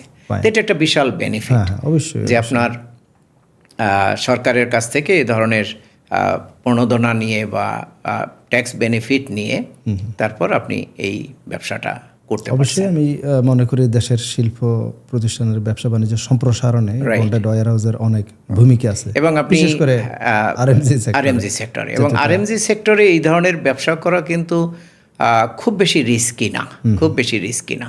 আমি আমার কাছে যারা এই বিষয়গুলো নিয়ে ডিসকাস করার জন্য আসেন বা পরামর্শের চাইতে আসেন অনেক সময়, আমি তাদেরকে তখন খুব সহজভাবে এই বিষয়গুলো বলার চেষ্টা করি যে দেখুন, আপনার নিজের জমি দরকার নাই, নিজের বিল্ডিং দরকার নাই, সামান্য কিছু পুঁজি নিয়ে, এবং আমি যে ক্রাইটেরিয়াগুলো বললাম এইটা ফুলফিল করার জন্য খুব বেশি কিন্তু পুঁজির দরকার নেই, খুব বেশি পুঁজির দরকার নেই, বড়সড় ইন্ডাস্ট্রির প্রয়োজন নেই। রাইট। এককভাবে না পারলে আপনার 4-5 জন ঘনিষ্ঠ বন্ধু বা আত্মীয় স্বজন মিলে, এবং আমি যেহেতু প্রায় 2-2.5 বছর আমি বন্ড কমিশনারেটে জয়েন্ট কমিশনার হিসেবে দায়িত্ব পালন করেছি, সেখানে আমি দেখেছি যে অনেক সাধারণ পরিবারের সন্তান তারা আপনার এই বন্ডেড ওয়্যার হাউস লাইসেন্স নিয়ে এখন আমাদের দেশে একজন প্রতিষ্ঠিত ব্যবসায়ী হিসেবে নিজেদেরকে প্রতিষ্ঠিত করেছেন। Very good, very good. আরেকটা বিষয় হচ্ছে, যেমন স্যার আমার এই যে কোর্ট, আমি এটা 100% আমি রপ্তানি করব না, আমি স্থানীয় বাজারেও বিক্রি করব, ঠিক আছে? আমি স্থানীয় বাজারেও বিক্রি করব, আবার আমি এক্সপোর্টও করব। আমার বন্ডেড ওয়্যার হাউস নাই, আমি এই মুহূর্তে এক্সপোর্ট করতে চাই, আমিও চাই তার মতো বন্ডেড ওয়্যার হাউসের মতো আমি যাতে ডিউটি ট্যাক্সটা দিতে না হয়। সেক্ষেত্রে আমার মানে পদ্ধতিটা কি হবে? একটা এসআরও আছে মানে গভর্নমেন্টের, এটার আলোকে যদি একটু বলতেন, মানে ডিউটি ফ্রি ইম্পোর্ট করার ক্ষেত্রে without bonded warehouse. Right. এতক্ষণ যেটা আমরা বললাম সেটা হলো যে যাদের বন্ডেড ওয়্যার হাউস লাইসেন্স থাকবে এবং সেই লাইসেন্স পাওয়ার ক্ষেত্রে কি কি ক্রাইটেরিয়া, সেগুলো আমরা মেইন ক্রাইটেরিয়াগুলো আমরা একটু ধারণা দিলাম। তো সেক্ষেত্রে আপনার ডিউটি ফ্রি বেনিফিট পেতে হলে তাদের বন্ডেড ওয়্যার হাউস লাইসেন্স থাকতে হবে। এখন আপনার প্রশ্নটা হলো যে বন্ডেড ওয়্যার হাউস লাইসেন্স নেই এবং তার উৎপাদিত পণ্য শতভাগ সে রপ্তানি করে না। ধরুন সে যা উৎপাদন করে তার 80% লোকাল মার্কেটে বিক্রি করে, 20% বিদেশে রপ্তানি করে, অথবা 20% লোকাল বিক্রি করে, 80% রপ্তানি করে, তাহলে সে তো শতভাগ রপ্তানিকারক হলো না। তো তাদের জন্য কোনো বেনিফিট আছে কি না? তাদের জন্য বেনিফিট আগে ছিল না, ডিউটি ফ্রি বেনিফিট আগে ছিল না। গভর্নমেন্ট আপনার 2025 সালে আপনার একটা প্রজ্ঞাপন এসআরও জারি করেছে, যেটার নাম্বার হলো 384 প্রজ্ঞাপন এসআরও 2025 সালের। এই এসআরও জারির মাধ্যমে গভর্নমেন্ট নির্দিষ্ট কয়েকটা খাতের জন্য এই সুবিধাটা দিয়েছে। তো সেটার জন্য তাদের বন্ডেড ওয়্যার হাউস লাইসেন্স নিতে হবে না, কিন্তু তাদেরকে তারা যে প্রোডাক্ট রপ্তানি করবে সেই রপ্তানি পণ্য উৎপাদনে যে কাঁচামালগুলো প্রয়োজন হবে সেই কাঁচামাল তারা বিদেশ থেকে আমদানি করবে। আমদানি পর্যায়ে যে ডিউটি ট্যাক্সটা প্রযোজ্য সেইটা তাদেরকে নগদে পরিশোধ করতে হবে না। বিধানটা হলো যে ধরুন একটা প্রতিষ্ঠান তার উৎপাদিত পণ্যের 20% বিদেশে রপ্তানি করে, তাহলে তাকে প্রথমে হলো যে এক্সপোর্ট এলসি, যেটা মাস্টার এক্সপোর্ট এলসি বা এক্সপোর্ট অর্ডার, সেটা তাকে প্রথমে কালেক্ট করতে হবে। ওই এক্সপোর্ট অর্ডারের এগেনস্টেই তো এখন তাকে পণ্য উৎপাদন করে রপ্তানি করতে হবে। এখন ধরুন সেই এক্সপোর্ট অর্ডারের এগেনস্টে সে বিদেশ থেকে এখন কাঁচামাল আনবে। এই কাঁচামাল আনার জন্য তখন সে এলসি করবে। এলসি করে বিদেশ থেকে কাঁচামাল আনার পরে যখন আমদানি পর্যায়ে এটার অ্যাসেসমেন্ট হবে, ধরুন এটার ডিউটি ট্যাক্স আসে 3 কোটি টাকা, এই 3 কোটি টাকা তাকে পে করতে হবে না। সে 3 কোটি টাকার সমমূল্যের একটা bank guarantee, unconditional and continuous bank guarantee দাখিল করবে। আর তার রপ্তানি পণ্য উৎপাদনের যে উপকরণের ব্যবহার, সেটার জন্য সে লোকাল ভ্যাট কর্তৃপক্ষ তাদের কাছে মূসক 4.3 ফর্মে একটা কোএফিসিয়েন্ট দাখিল করবে।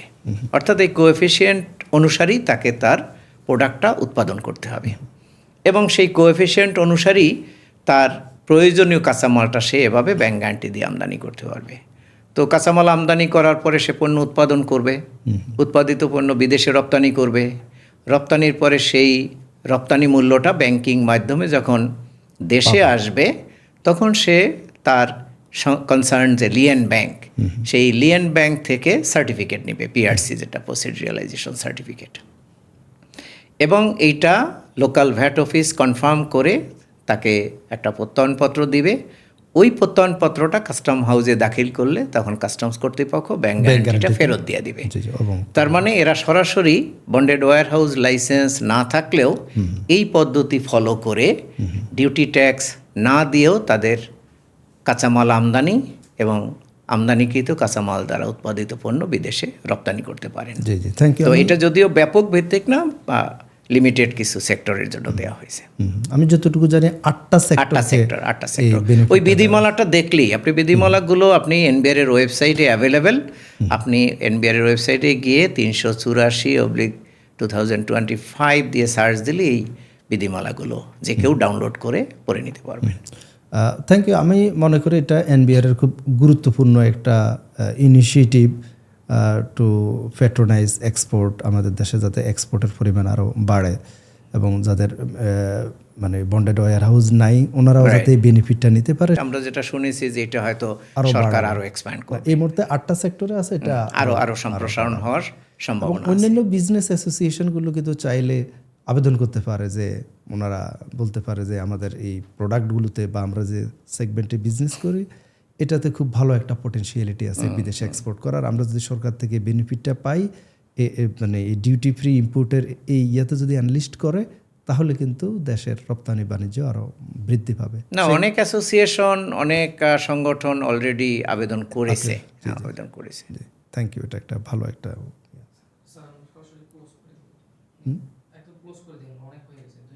আচ্ছা যাক, মানে শেষ পর্যায়ে আর মানে শেষ পর্যায়ে আছে, শুধু ইনপুট এক্সপোর্টের ইয়াতে আছি তো, আর ইয়াতে আছে। আচ্ছা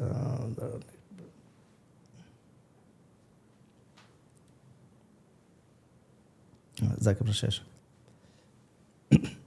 স্যার, ইম্পোর্ট এক্সপোর্ট বিজনেস যারা করতে চায় তাদের জন্য ডিউটি ক্যালকুলেশন করা, এইচএস কোড নিরূপণ করতে পারাটা, এগুলোর জানার গুরুত্বটা কতটুকু যারা ইম্পোর্ট এক্সপোর্ট কেরিয়ারে বিজনেস করতে চায় আর কি, নিজেদের কেরিয়ার ডেভেলপ করতে চায়? না, এটা তো আমরা অলরেডি আলাপ করেছি যে যারা আমদানি রপ্তানি বাণিজ্যের সাথে যুক্ত হতে চান, অলরেডি যারা আছেন, ভবিষ্যতে যারা নতুন করে এই সেক্টরে যুক্ত হতে চান তাদেরকে ওই যে বললাম আমদানি রপ্তানি রিলেটেড যত বিধিবিধান আছে, বিশেষ করে customs act, foreign exchange regulation act, তারপর মূল্য সংযোজন কর আইন, import export control act, import policy order, এই জাতীয় রিলেটেড যে বিধিবিধানগুলো আছে এই বিষয়গুলো খুব ভালো করে রপ্ত করতে হবে।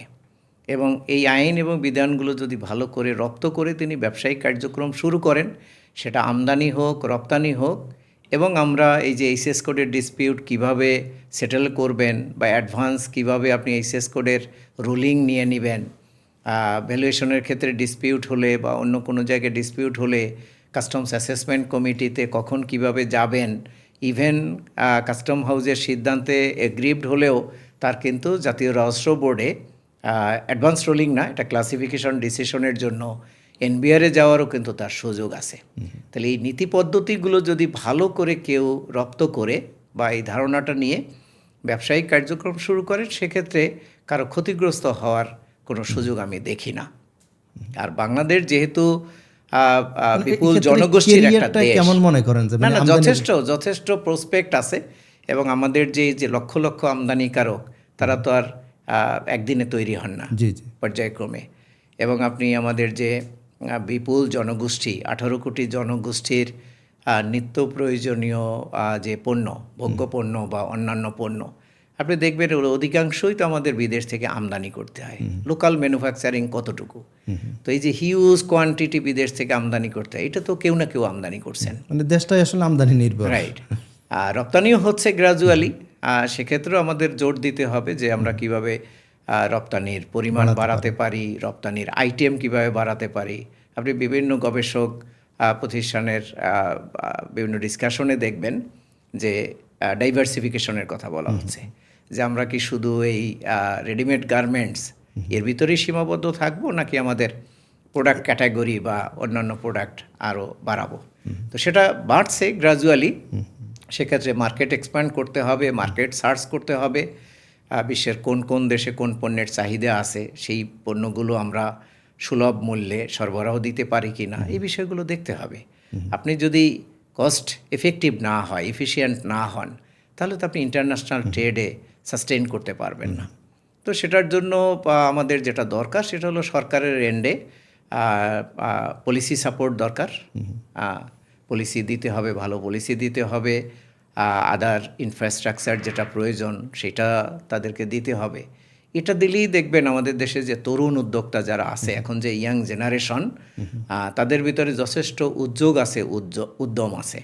এবং দেখবেন আজকাল ইয়াং ছেলে পেলে যারা আছে তারা কিন্তু বিভিন্ন সেক্টরে যথেষ্ট মানে সফলতার স্বাক্ষর রাখছেন। তো তাদের জন্য দরকার হলো সুন্দর নীতি পদ্ধতি।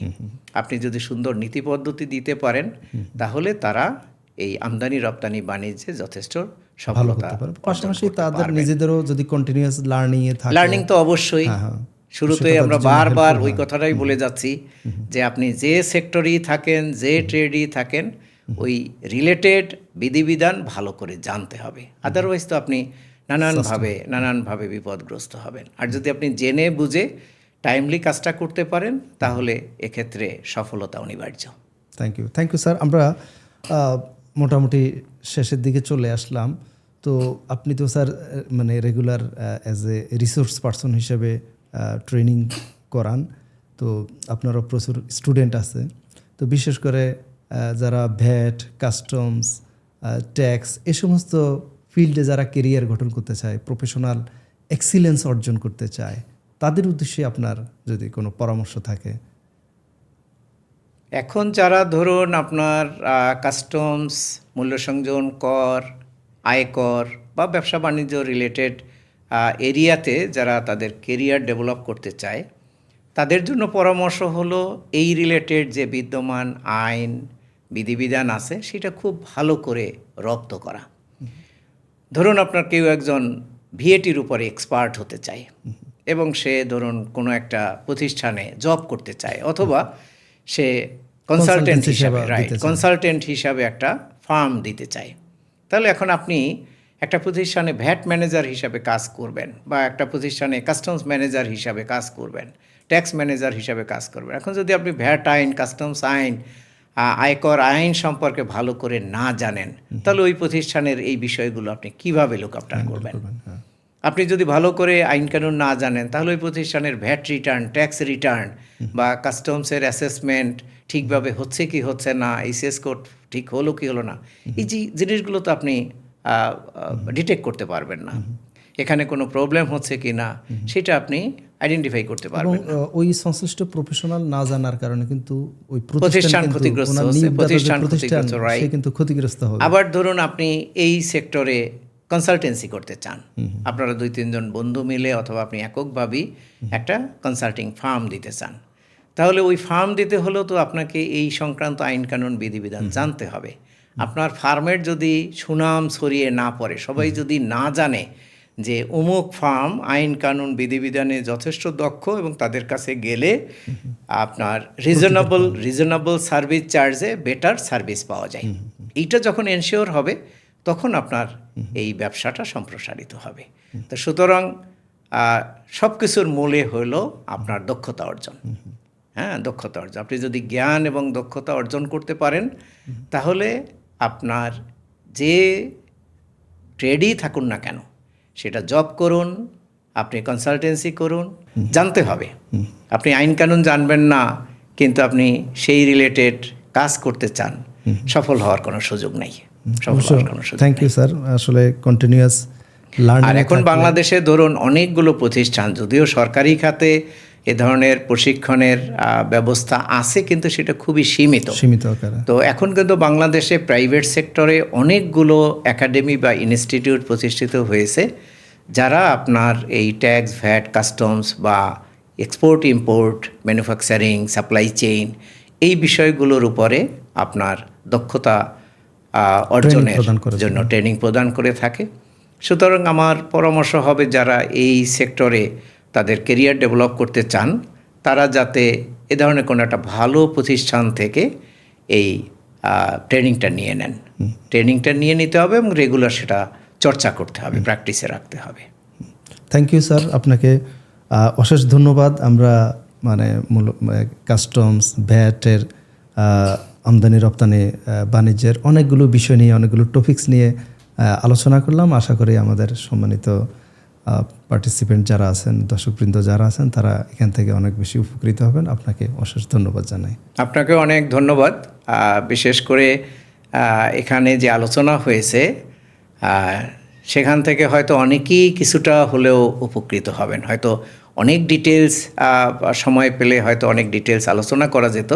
তারপর আমি মনে করি আমদানি রপ্তানি লোকাল ব্যবসার ক্ষেত্রে তারা মোটামুটি একটা ধারণা পেয়েছেন।